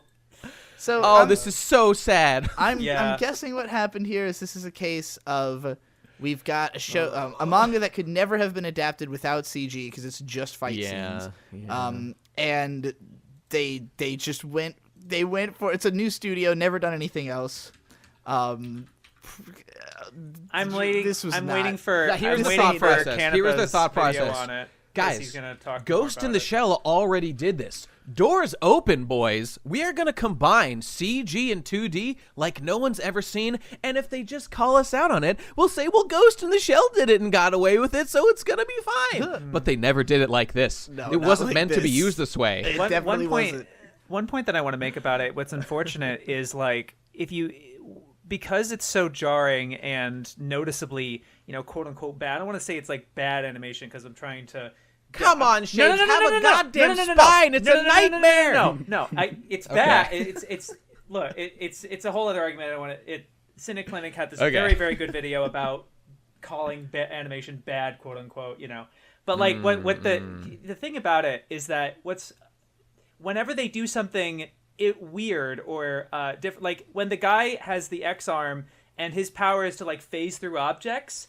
It doesn't look like he's phasing through objects. It looks like the animation is like, oh, they're clipping through it. It looks so bad or whatever. Or when the main character is taking control of the android girl and he's trying to fight the guy and he can't control the body. There's a scene where he kind of stands up and stumbles into him, but it looks like, oh, the animation's so bad. But it's like, well, that was intentional. But because it's so distracting, the animation is so weird. We're picking apart every little narrative choice at this. That's really I think that was really like what's so bad about it. And unfortunate. I just feel really bad for these guys, like being put in this position and then like being a Crunchyroll original and like adapting this manga. There's a very select group of people who I think bear Look, this show, there's a responsibility. You should not watch it. Yeah, it's like, okay, it's unfortunate. I have some pity for like the staff members who work at this company who were given the task of like, guys, look, I'm sorry, this is what you've got to animate this season. I know, it's a nightmare. We've made every mistake in the world by choosing this medium choice. Like, the responsibility lies at the people who decided to go with this approach to the show, because it was a mistake from top to bottom. Yeah. Whoever those people are, like I'll the say executives. there's some halfway decent fight choreography in this. Like, the fight animation is not the worst. I have seen worse things. It's not the worst. Really. I can't even say that if you just clip the fight scenes, it would be enjoyable. Because, like, the worst part of it is not the choreography or animation, but the camera work in the fight scenes, which, like, that too. Is all extremely stilted. The camera moves in just, like, quick, jerky motions, like someone's, like, literally pressing keys to, like, move the camera on a keyboard, like, incrementally. Yeah. It's very artificial. Yeah, and just there's so much awkwardness in this show. This is a show you will have to laugh at. Like, you can't watch this and not laugh at it because it's so jarring. It's just going to do that to you. It feels like secondhand embarrassment. It's like, oh my god. Oh no! But you know what? I appreciate your point, Shaybs. Like, you should be specific. It's not helpful, and it's boring to just say, "Oh, show's bad, literally nothing good." Blah blah blah. Obviously, people like the manga and like the narrative that was there. Maybe it's possible the art carried an abysmal story all the way through. This could be a good story. That's fine. But when you're watching an anime, obviously a visual medium in large part, it's the most so important. Distracting. Yeah. I think it's only natural to be complete. And again, I won't even defend the 2D. I think the 2D. I honestly thought the 2D elements were worse than the 3D. Like, you were looking at, like, the drawing quality that's a tough fight. of the things that were in 2D, and it's like that looks awful. The CG at least was like kind of fluid at some points. But every time it cut to the compositing was just my old refrain. It's a fine time to repeat. Art pieces, various works are made in a specific medium, and it is not always an easy process to carry over every good point of a medium to another piece of work, which is why this manga looks very good. But animating a show that has like high quality manga artwork as this does, now that I'm looking at it, like it takes dedication and like resources and people who care about sticking to the vision and whatnot. And this was clearly just like, okay, it's a popular show. Let's cobble together an anime as best we can from whatever elements are available to us. And this was the result. It's kind of an interesting experiment. I think we have learned, don't do this. No, yeah, it is an interesting. I think it was just because it is one of the shows that people are actually talking about, right? Like, you think about like these I was watching some of these other seasonals I watched. I was like, God, nobody's giving a shit about this like other show. Does anyone care about Hortensia Saga that we're going to talk about? Yeah, that was the exact one I was thinking of. I was like, oh man. So it's like, at least it's got like some buzz, but not in the good kind of buzz that you would want. This might make me go read the manga out of curiosity, because the manga looks great. And if that was the sole point of this anime, I'm a little sad that another abomination has been birthed. Ironically, it does its job because the anime was made to promote the manga, and in a way, it is promoting the manga. It's happening before your very eyes, amazing. Ladies and gentlemen. So mission so accomplished, backwards, I guess. But yeah, the manga does look really good. Okay, well, I just want to look out for your amazement. On my anime list, in spite of 500 people having given the meme score of 10 out of 10 to this show, it still nonetheless has a 2.24 as its overall score, which I'm currently scrolling through to confirm or deny if this is literally the lowest rated anime on my anime list. No, it's not. If you could, like, possible. The lowest one's like a 1.6 or something. It is the fourth lowest. Yeah, it is still it very beats low. out Skelter Heaven, Utsu Musume Sayuri, which I would argue is a masterpiece, and Hametsu no Mars. I noticed there's one of the scores is a 6 that this guy gave it, but he gave it a 6 because it's so bad that it's good. So it's like, oh, is that 6 even like a real 6? Or it opens Pandora's box really on the rating scale. Just give it a 10 and move on. Best anime. Yeah, that's the way to go. Let everybody know. Okay, let's move on to a real 10 out of 10. As we mentioned, Hortensia Saga. Anybody play this game? Anybody? No. I didn't even realize it was a game until I looked on Mal. Because I figured this plot is so shitty. It had to be based on something as like an adaptation to promote it. It's based on a 2015 free-to-play mobile game. So all the great signs of a great piece of work. I don't know what the game is like. I didn't play it or anything, but whatever. I'll just say what it is. It's about like there's like a war or something. Oh shit! Watch out! There's a war! There's a war! Yeah, I just summarized the entire plot. This is almost nostalgic. It's so generic. Like, it's like shows this like not self-aware. Another Linden Films masterpiece. Yeah. Leiden Films. You know what's too bad is yeah, you're right. Because it was so like war fantasy type of thing. It was reminding me of Arslan, as well as Legend of the Galactic Heroes, but.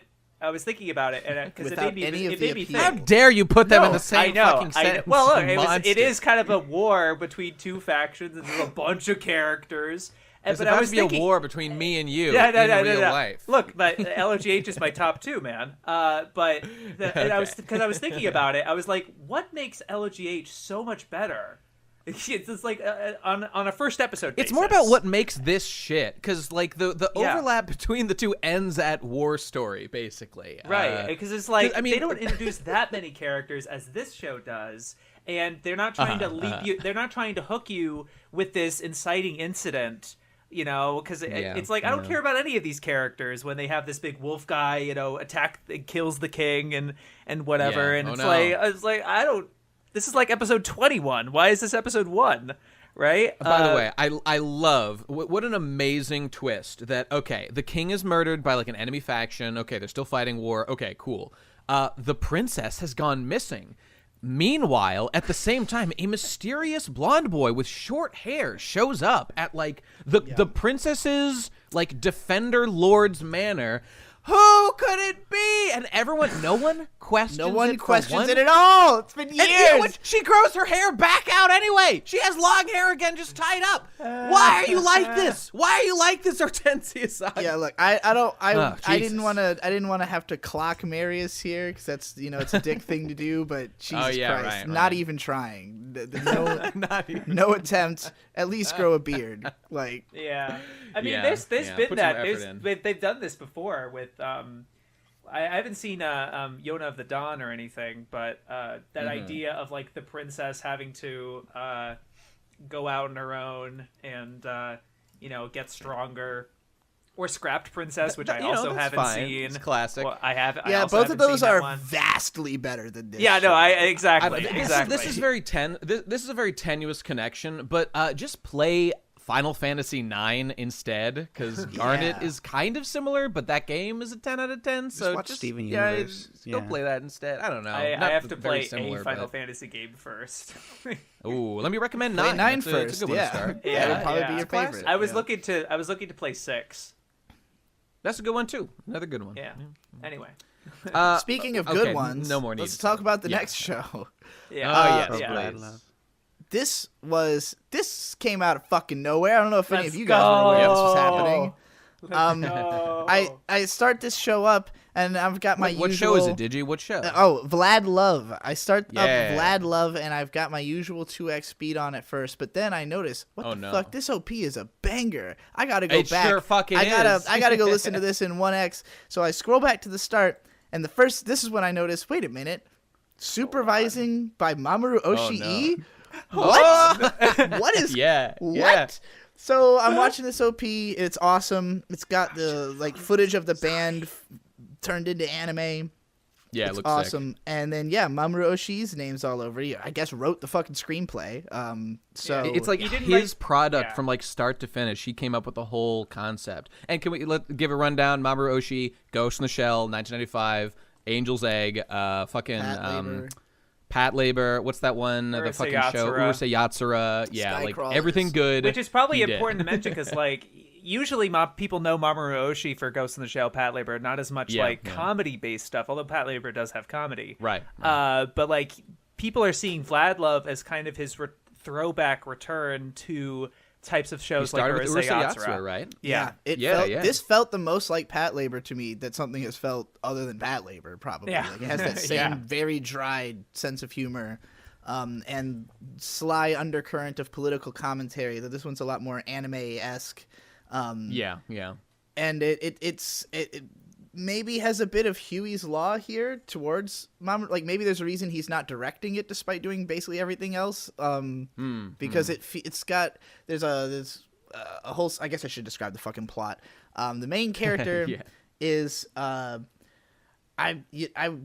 character Banba seems to, Mitsugu. Banba. I don't want to assume this character's gender because they're dressed as a girl but have men's clothing as well.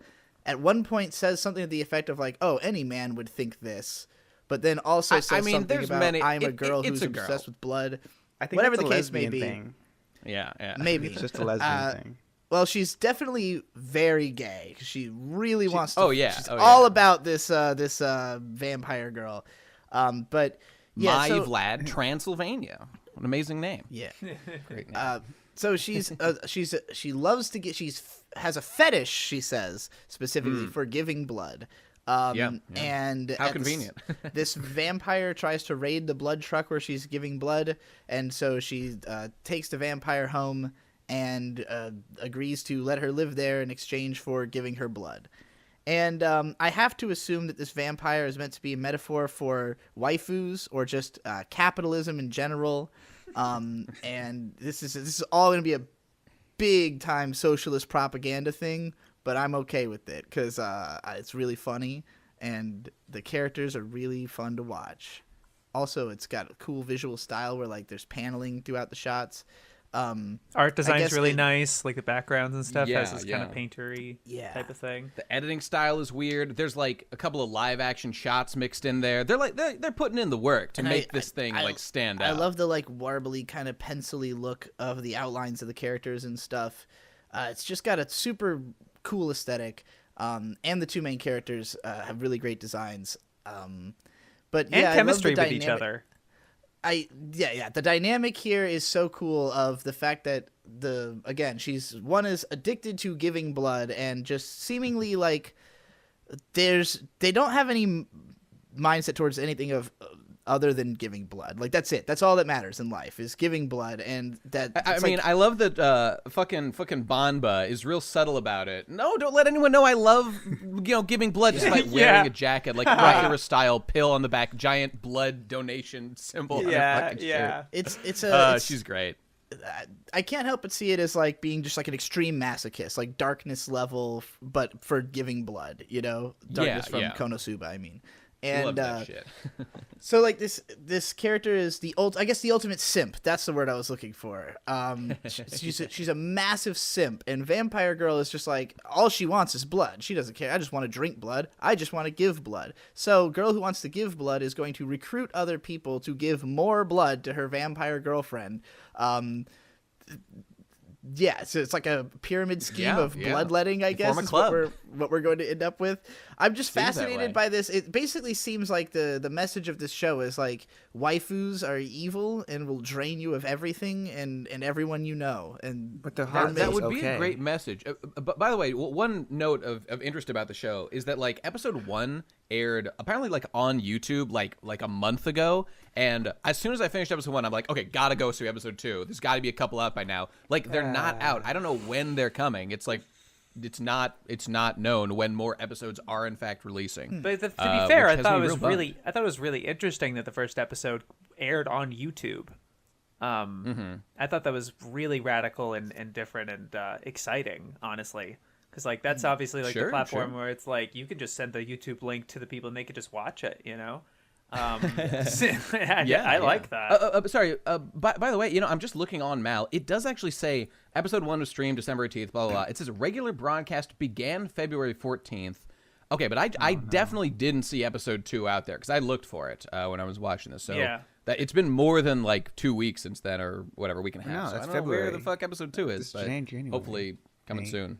Why does this show only have a 6.04 on my anime? That is the question, I don't get it, do not know the answer. It's fucking sick. Is it just over people's heads? Did starting off the episode with like some dense political reference that nobody in America could possibly even get?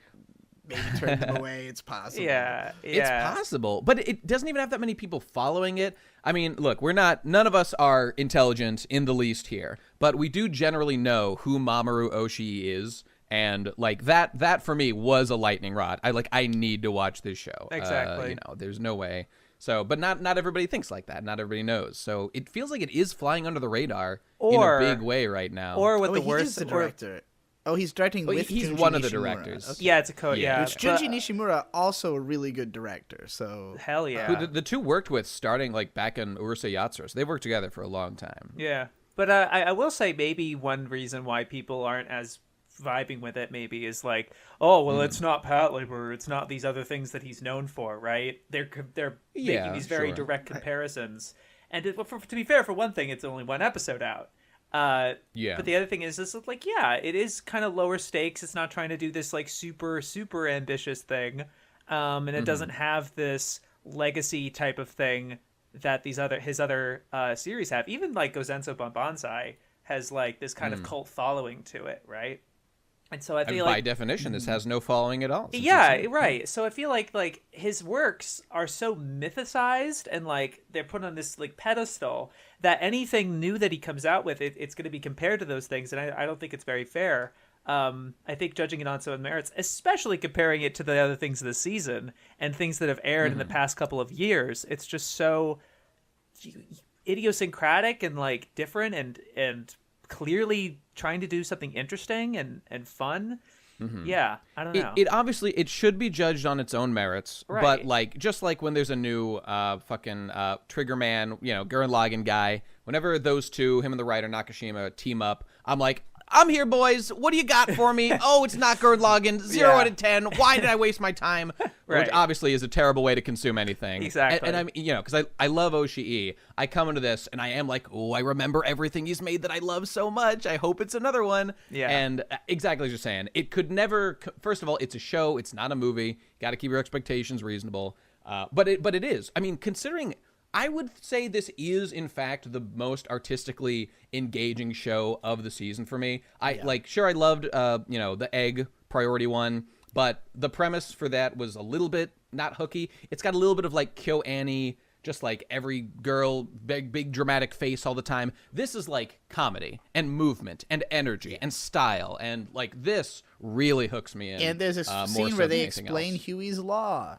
Where they sure do. And they say, all right, listen up, girl. You want people to join your blood donation club? You have to tell them lies as to why it's better than they think it is. She tells her, don't treat it like a movement that people are joining, like a volunteer thing. Like, treat it like a fun thing, and like, which is, not only Huey's Law, but good advice for people out there trying to recruit for stuff, like this. A little sugar helps the medicine go down, as they say. Which, of course, she then takes to the extreme and is like, oh, you could be in this club with this hot fuck chick. our hot nurse teacher if you join the team, everybody. Get in here now.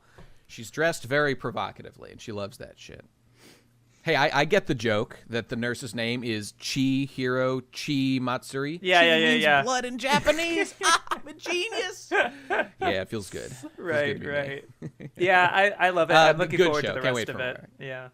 Yeah, can't wait to see more. Hope it's. I think you guys were giving the audience too much credit with the Mamoru Oshii thing. Like, I don't think the reason why it's so low. I listed what they should know. I mean, like the people. No, who nobody on Mal would know who Mamoru Oshii is. That's what I'm saying. Okay. Like they're not looking at this like, it's not quite as interesting as Patlabor and Ghost in the Shell. No, they're just dumb. They don't understand why it's good. They just like, it doesn't have fucking magic in it. I usually give people too much credit. That's my thing, usually. Just Giving dumb people any credit is usually too much credit.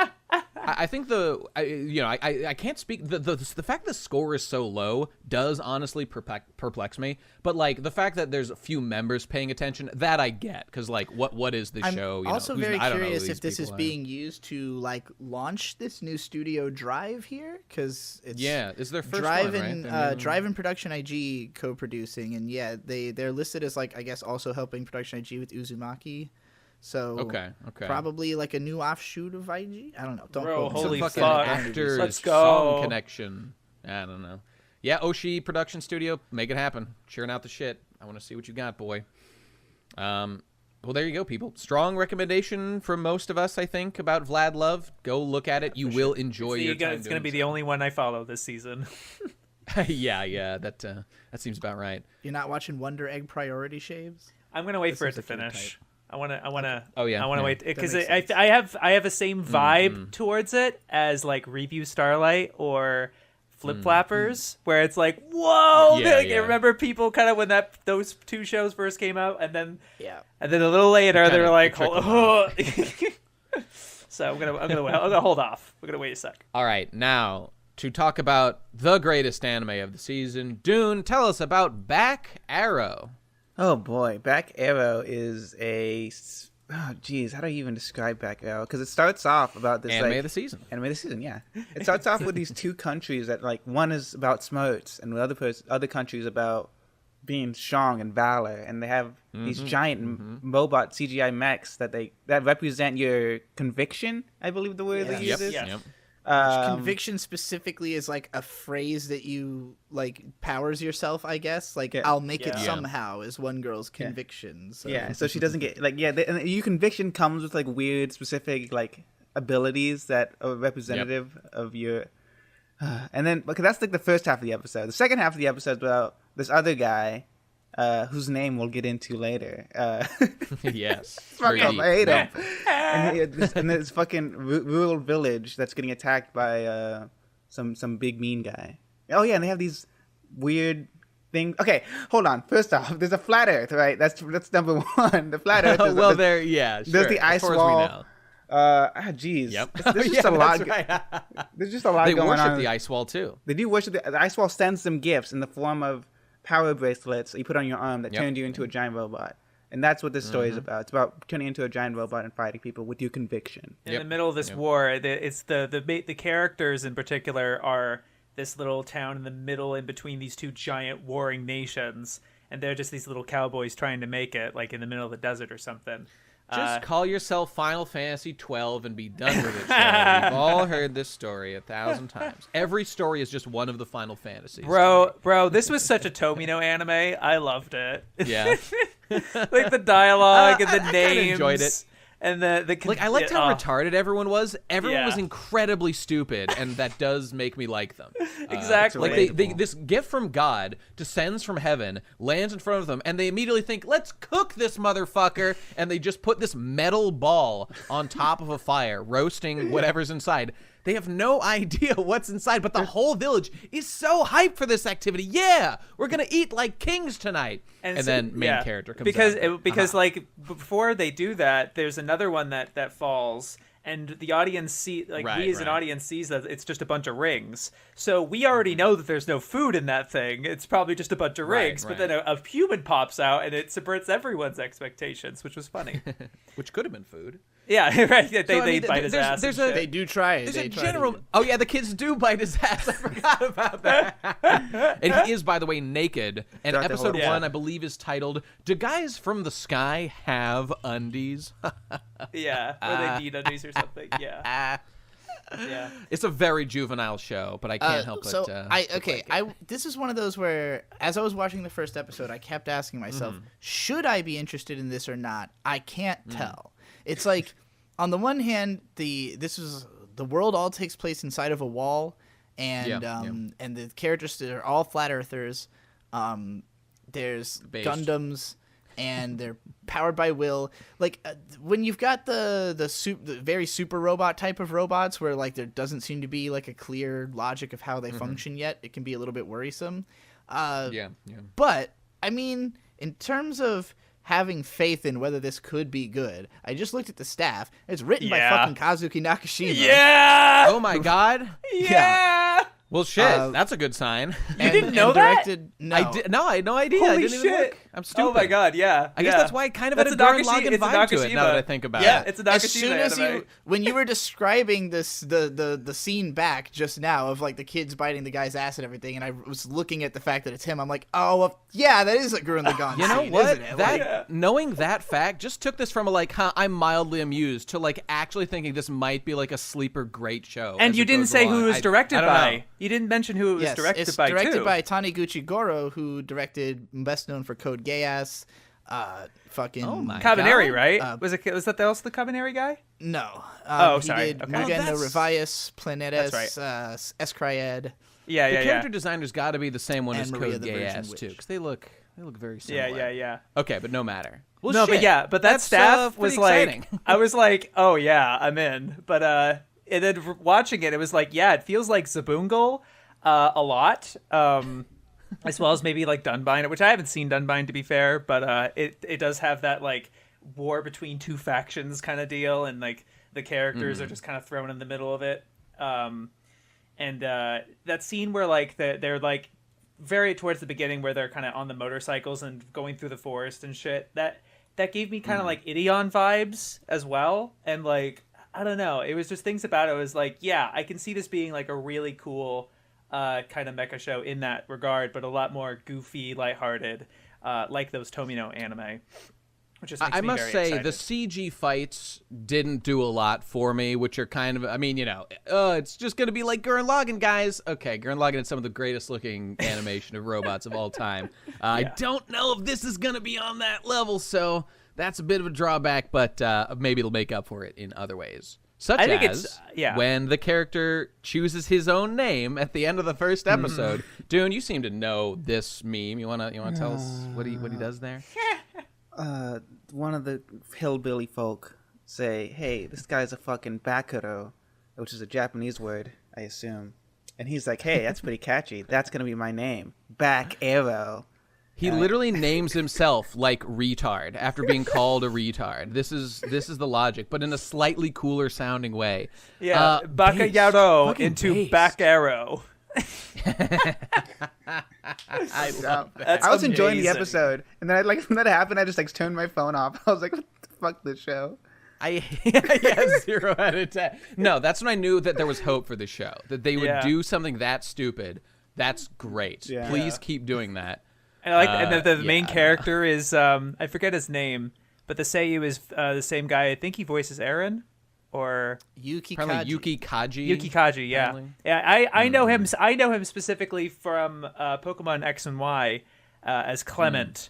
One of his the electric type gym leader who follows Ash and everything.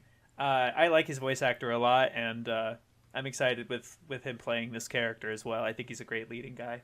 But yeah, I think everything else looked pretty good, including the CG. I actually kind of like the integration of it. And the other thing that was kind of cool with the mechs in this time around is if you get defeated in one as one of the mecha, you die. And that's just it, and it's kind of except apparently when the main character beats you. When the main character beats you, he doesn't, which is very, and I think that probably has to do with the fact that he seems to be from beyond the wall, and he's like, no, I'm from the outside, and that's where everyone's like kind of like a flat earther. They're like, that's ridiculous.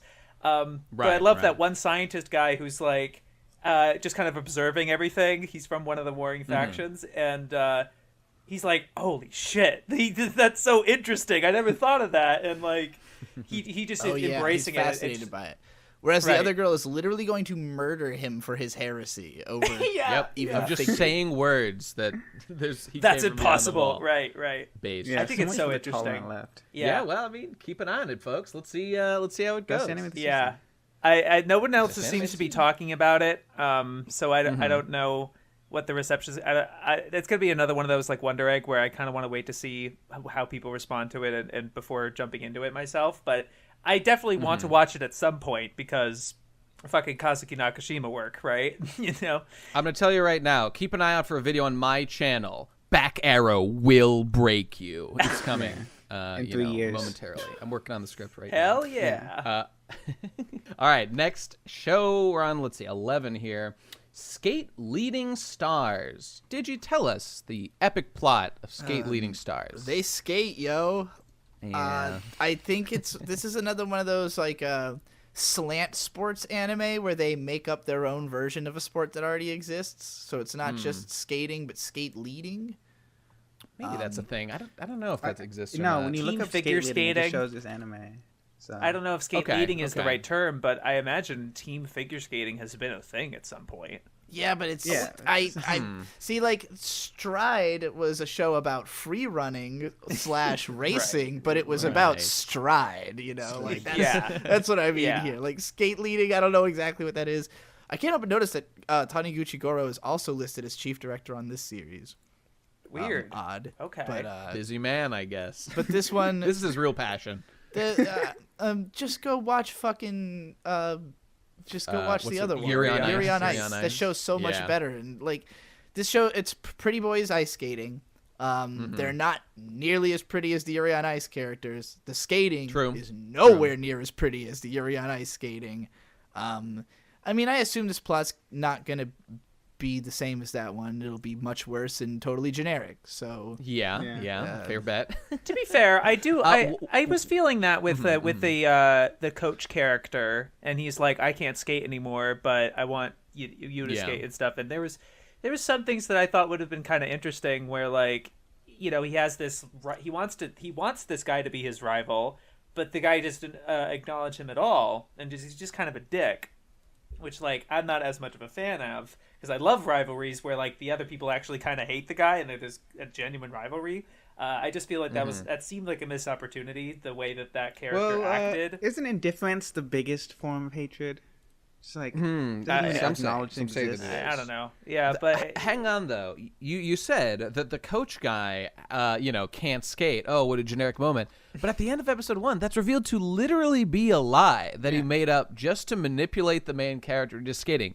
Which just leads me to the one aspect I actually kind of legitimately enjoyed, which is that character of like manipulated coach guy who's like the little brother of our, Sasuke rival character guy. That the fact that guy is willing to like cheat, lie, steal, manipulate everybody just to like get revenge on his brother. I found myself rooting for that guy specifically because he is based. he and seemed he'll way do more whatever it takes. interesting. He seemed like a way more interesting Yeah, character. yeah.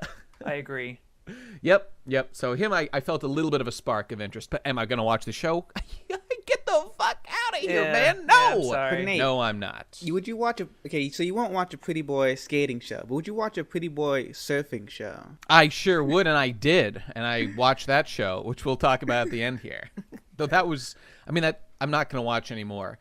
Look, I'll watch a thing if like it happens to appeal to me specifically. I happen to think surfing is cool, and I like doing it when I get the occasion. So I watch that show and might even watch a second episode, maybe, because I like seeing people do that. But this, if you like skating, I don't blame you for watching the show. If you really need to get your fix, because you've watched Yuri on Ice 10 times already, you need something, to add to your anything different, repertoire. right? Yeah, anything to add to it. But I can't. I'm not recommending this show. It's Yeah. well, do you Don't spend your recommend precious time. Jimihen, Nate? Do you want to talk about that one? Yeah. Let me see. Jimihen, pure heterosexual exchange that changes a reserved girl. Is that really the title? That's the translation. Yeah. So Jimihen. Is that where this is going? Yeah. That she's gonna become like a turbo slut? Like, Wait, did you watch the show? Did you see any I of saw it? the first episode. I yeah. saw the first episode, okay, but there's okay. no indication of her doing that. Well, first of all, so I only watched one episode too. It's just a show. watched all It's three. 3-minute episodes. I was like 3.5 minutes. I was like, wait, what? More, please? Like, what's going on here? This is the entire plot. I'm describing every event that happens here. Guy gets dared to ask out like the shy, nerdy girl at work at their office. They go on the date. She shows up looking fine because she actually put some effort into her appearance. They're going home. He admits that, like, she asked him, "Why'd you ask me out?" Because in the middle of the date, I he was put says up this. to it. Yeah, on the date. That's right. Yeah. While they're on the date, she gets mad and storms out. He walks after her, apologizes. They realize they're in front of a love hotel, so they just decide to go and fuck.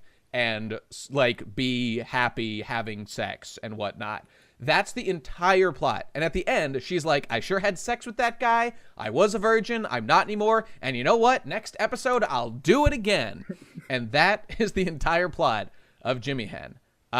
It kind of was nice of just like a girl goes on a date, gets dressed up, meets a nice guy, and then they have sex. That's a generally positive experience. Literally the most vanilla hentai of all time. Like the most straightforward, least weird, least like most realistic. Other than the girls got really big boobs for a Japanese girl. I thought she was a little. I'm not shitting on this girl. I don't think she did anything wrong, but she was a little bit easy. Come on, girl. For your own sake, you gotta hold it back a little bit. You gotta make them work for it. But other than that, it's hard like a purely positive. Why did the guy just tell her? Why did the guy just tell her? It's like, it was a dare. Like, what's wrong with you? It's called having an honest relationship, Shaybs. You gotta be honest when you about to have sex with a Japanese woman. You can't lie to that. It's for honor. I cannot that gaslight me into believing that. Like, what would you have preferred? He just lie and then they have sex and she finds out later that he's kind of a little bit of a jerk. No. He did everything right. He admitted that, like, something that was, like, a little bit kind of not cool. She felt a little bad about it. He apologized sincerely. He's like, no, let's start this thing over. And then they did. And now they've got a purely good relationship. No lies, no secrets built on anything. But will she continue to be hot in The Office next episode? Tune in to the next episode of Dragon Ball Z to find out. I don't know what the hook is because they already fucked and like they're just gonna have like a fun relationship together, I guess.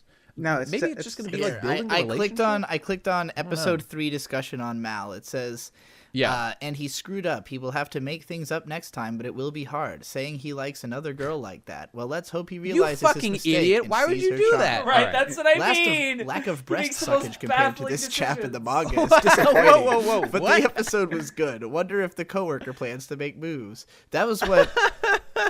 that was a prediction that I had heard was okay.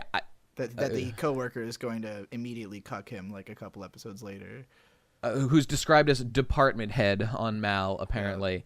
Yeah. I suspect... See, because here's the amazing plot. The girl looks great when she's not at work, but when you meet her in out in private or whatever, she looks great. He's going to meet a girl who looks great in the office, but is less good out in public. Oh, which one to choose? Oh my God. Dude. Man, you fuck this girl. At least give her a fucking chance. Don't just be cucking her with your office slut.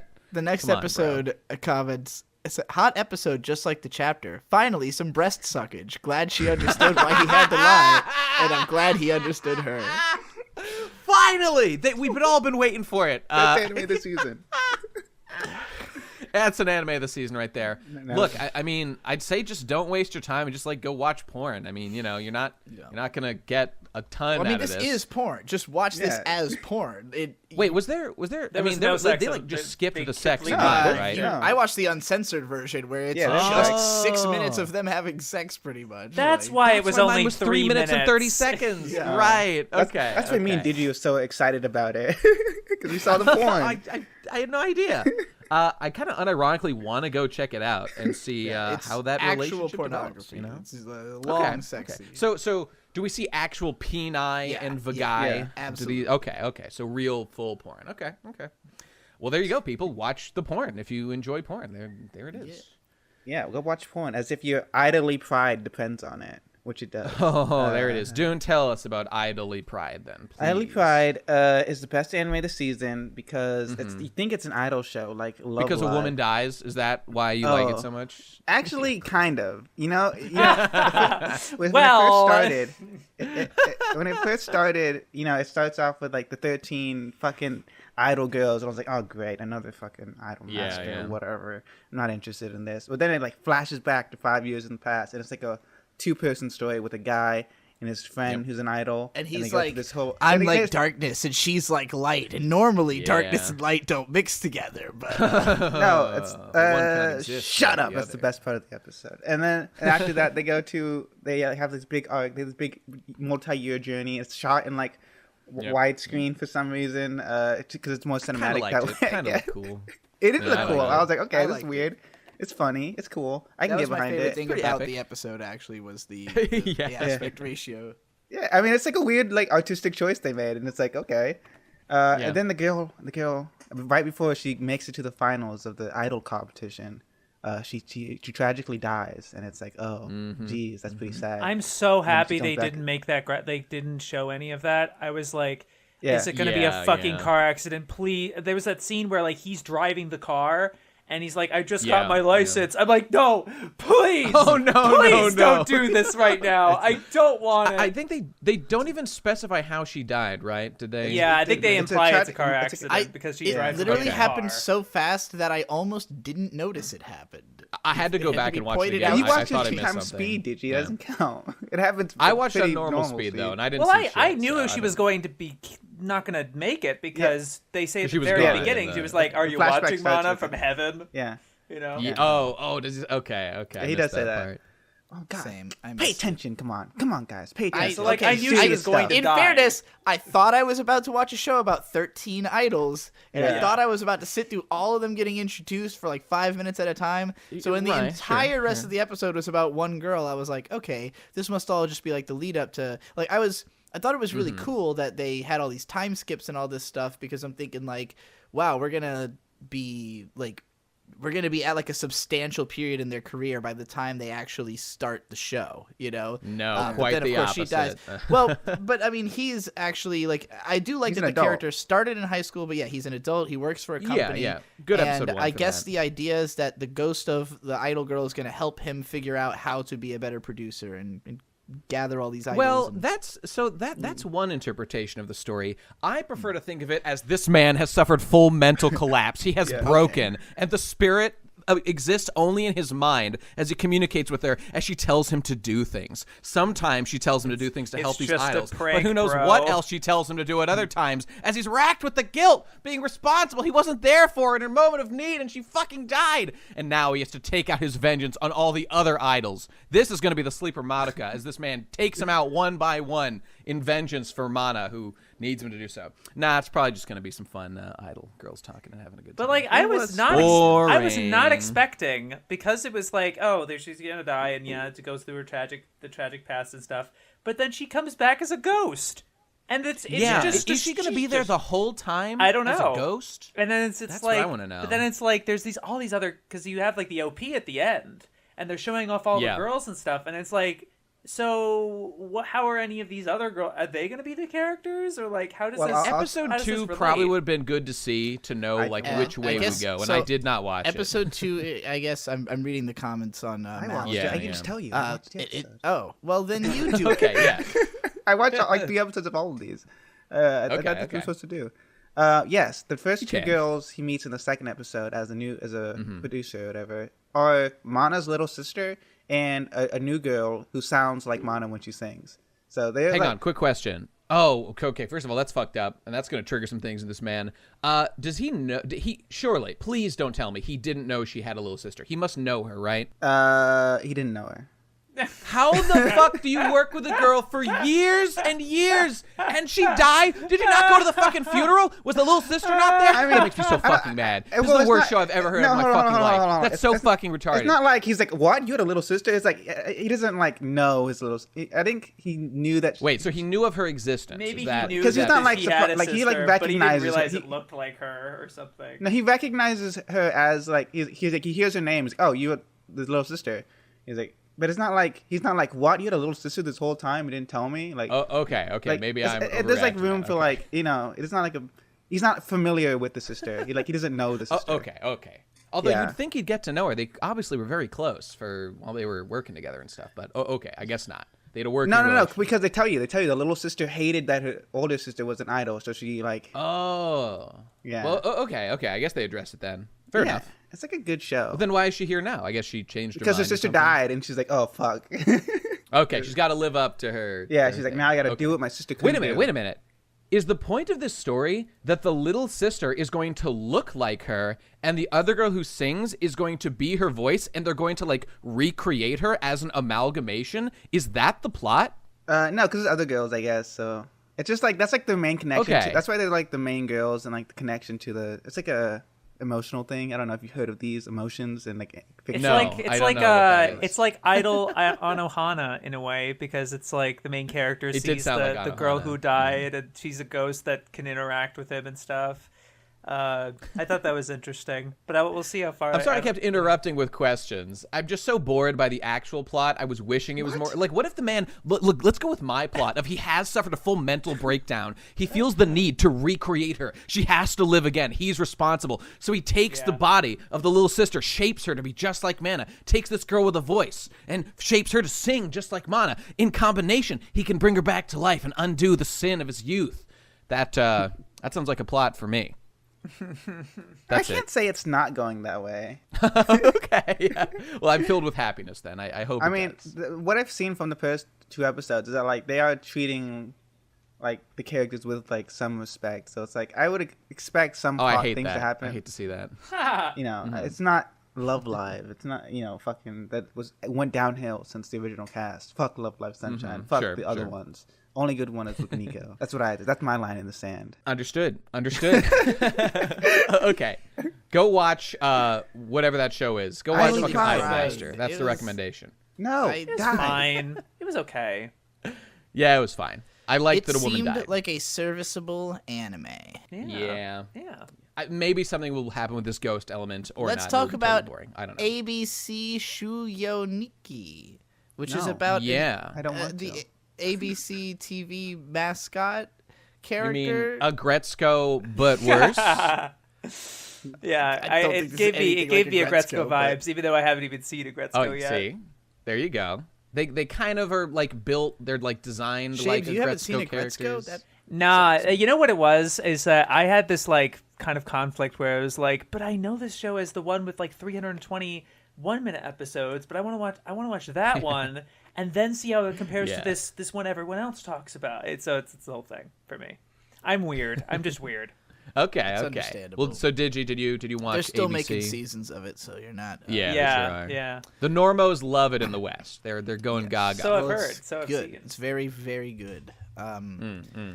Anyway, this show's not that good. It's just about a logo mascot. The joke is in the first episode, a famous actress or something shows up, and everybody's like paying deference to her. ABC's like, first day on the job, got to show her to the green room, and he can't find the green room. He's wandering around the building, he can't fucking find it. And there you go. That's the plot. Yeah, but it works cute. out great It's for fine. Well, the end of the episode where he brings her to the roof, and then she's like, "Oh, this is nostalgic for me because I was always, whenever I got flustered, I'd come up to the roof and calm myself down." And she was like having a moment and stuff. And then he's like, "I'm sorry, we have to end the episode. It's 2.5 minutes." And she's like, "Fuck you!" And they end the episode. I was like, I also was a fuck up in my youth. How nostalgic for me to remember those days. Yeah, we can all relate to that. It's got a 5.25 for a reason. Like 1,000 people know of its existence on Mal. Sounds about right. Okay, let's move along here to a real show. No, I didn't. Okay, I was pleasantly. I enjoyed the 2.5 minutes. Yeah, did you like this one? I give it like a 9 or a 10 out of 10. Best anime Yeah, I season. bet you. All right. Season, Oh, I get it. guess, Okay, all right. Fuck me, I guess. It was pretty thin. I mean, that's that's right. Fine, Shades. I Fuck get you it. But for it's liking 2.5 things minutes. that I don't like. Like, I get it. You're right. For your 2.5 minutes, you get some return on that investment. Right. It's like was it's 2 minutes and 50 It's a little seconds. baby thing. Yeah, It's like, thank you for appreciate that. All right, I watched a couple extra shows that weren't on like our normal list just to check them out. I went and watched at Core's recommendation that Pui Pui Molcar show. I don't know if you guys. That's right. I've seen several people be mentioning that one actually. It's weird. It's stop motion. It's gerbil, not gerbil, guinea pig cars, as Core was saying last episode. I kind of liked it, and it was fun to watch. Not really an anime, but it's pretty much like ABC. It was actually better than ABC. It had like stop motion that was kind of cool looking, and I liked the design of gerbil cars. And there were like actual people inside them moving in stop motion. Yeah, and so that was kind of cool. neat.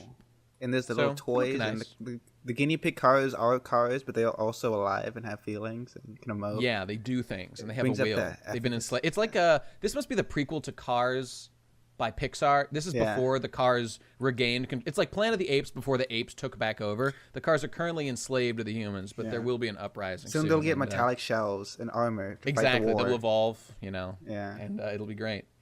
I'm very excited for that. Okay, I want to watch Cars on these podcasts. Let's do Cars next time. For some reason, Pui Pui Molcar, like, it's just not available to me anywhere. Yeah, I think only on the deep web, Mal's or on Nya somewhere. I don't know. You didn't miss much, so don't worry about it too much. Yeah, you just. Maybe some of you guys. It's a short, right? Yeah, I'll probably wait for all of it to come out and then shotgun it or something. That's a good wait way for the to Blu-rays. do these. Yeah. Did anyone watch Azur Lane, Bisoku Zenshin? No. I didn't. It's tied into Azur Lane, so I don't care. Yeah. Okay, whatever. Fuck it. Skip. Don't even include this. Okay, you can include it. Whatever. I don't care. All right, here's a show I did actually watch. Wave Surfing Yappe. No, it's Surfing USA. Or Let's Go Surfing. So they surf. Does this take place in Japan or Hawaii? I couldn't tell. You know, I looked it up because I was curious. I forget the name of the town. There is a real town that this is set in, and they talk about Sun Beach. That is a real beach in Japan. It's not even. I thought it'd be like Okinawa because I mean, surfing is a very seasonal thing. Obviously, you can't do it if it's too cold out. And they did it in like September, and this place is located like just a little bit south of Tokyo on like the main island of Japan and stuff. So I don't know. It must have been a little cold out there, I guess. I don't know. Anyway, so it is a real place. That was kind of fun to look at. Is that brown guy Hawaiian?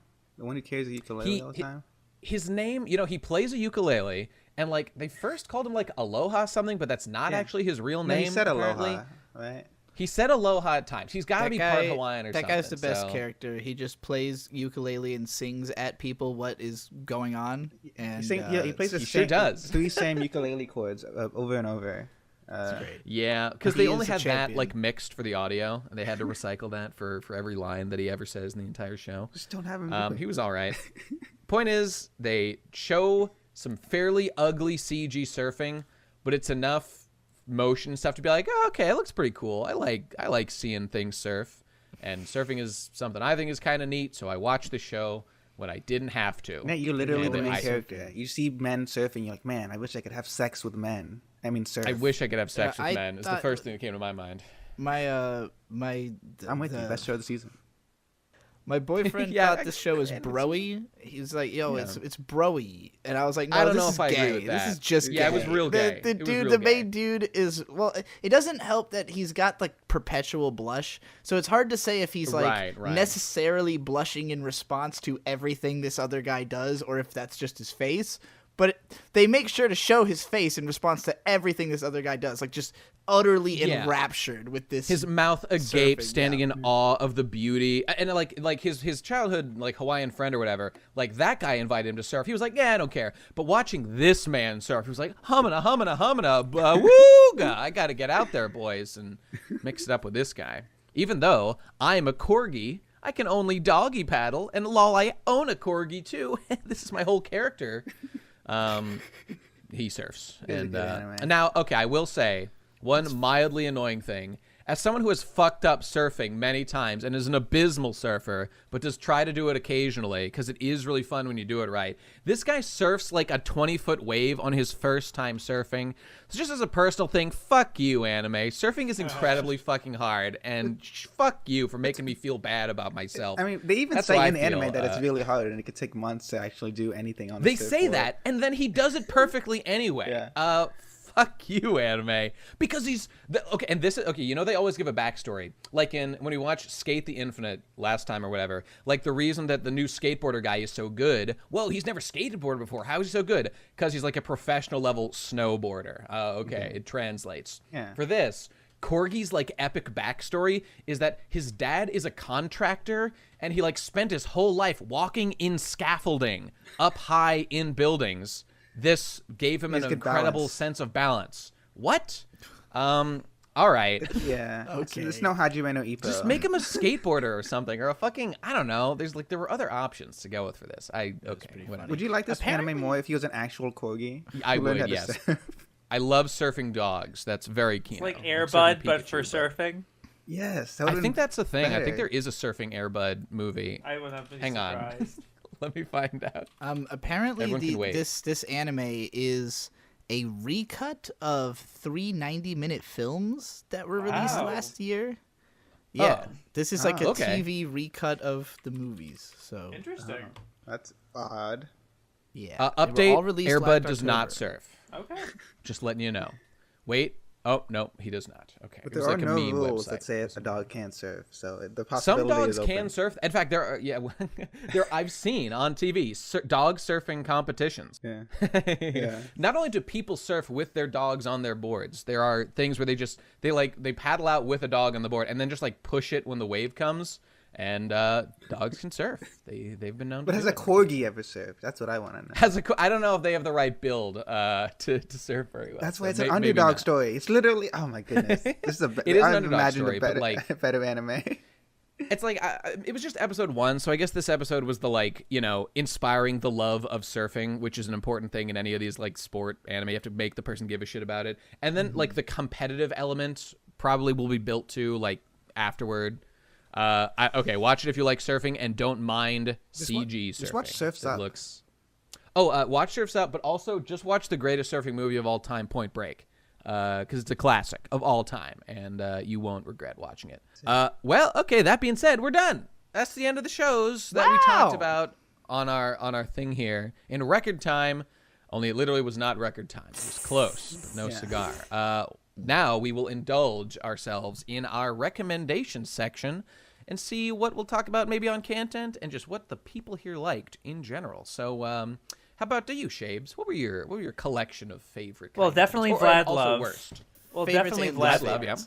Yeah, definitely Vlad Love. I did like Back Arrow, especially having known that who was working on it. That was exciting. I did like Kemono Jihen. That was a good one too. Those 3 would probably be the ones that I would follow if I was a seasonal watcher anymore. But right now I've set a goal for myself to be watching 2 episodes of Naruto and 2 episodes of another shonen every day. So that's 4 episoors of anime a day. So I really can't do anymore. But that's okay. I like what I'm watching. But in terms of the least favorite,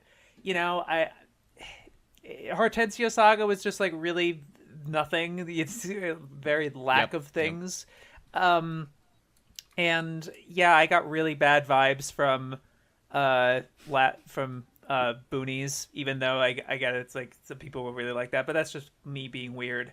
And then Redo a Feeler was really not, I think it was interesting to watch as a curiosity because, that whole thing with the like, oh, if you hated Shield Hero, they're gonna love this one. But I do get women some are Schadenfreude. seething, no doubt about it. I do get some Schadenfreude in the fact that it's getting nowhere near the amount of attention and buzz that people were expecting. Probably because people were like, I think because of the preemptiveness, people were like, oh yeah. There was a controversy about Goblin Hero. Goblin Hero, I and many other people, I think, are able to say like, no. Goblin Hero, yes, it depicts horrible things, but there's like a good message that's kill bad people. Definitely. Okay, sure. It's kind of irregardless of, or Interspecies Reviewers had its own controversy, right? I think everyone was like looking for this show to have that buzz because they enjoy it. They enjoy the drama, whether or not it's justified, regardless of that. So I just get a lot of like sick enjoyment out of the fact that no one gives a shit about this show because it just doesn't look good. Anyway, that's my understandable. Takes. Okay, well there you go. Dune, what do you care to comment on? Yeah, well, it's so hard to pick just a favorite because they're all the best anime of the season. That's true. But I think the ones that I am most interested in watching are The Kid from The Last Dungeon and Idoly Pride. I like those 2. Let me know if it goes sicko mode because I will tune back in if it does. Which one? Idoly Pride. Like if he has a psychotic break and kills all the idols, I'll want to see that. Well, if it doesn't happen, I'll write the fan fiction. As for bad, I don't believe in bad anime. I think all anime can be enjoyed on some level. How enlightened. But whatever it is, but the worst animes of the season are the ones that the viewer likes. I don't like those. Those are bad. That's what I think. Yeah. Your favorite viewer. Okay, cool.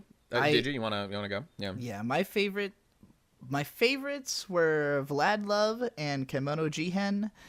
I couldn't say like Vlad Love is the one I have the higher expectations for just because of being a Mamoru Oshii project, and being so interesting, having like obvious deeper shit going on underneath the surface that I don't know exactly what it is yet, so that'll be interesting. And Kemono Jihen, mostly just because, again, the characters are super likable, really good designs, seems like it'd just be a fun show to watch. I think Horimiya is one that I could see myself watching more of if it's any interesting at all. Like, I categorically tend to watch all the dumb high school romance anime, so it could happen.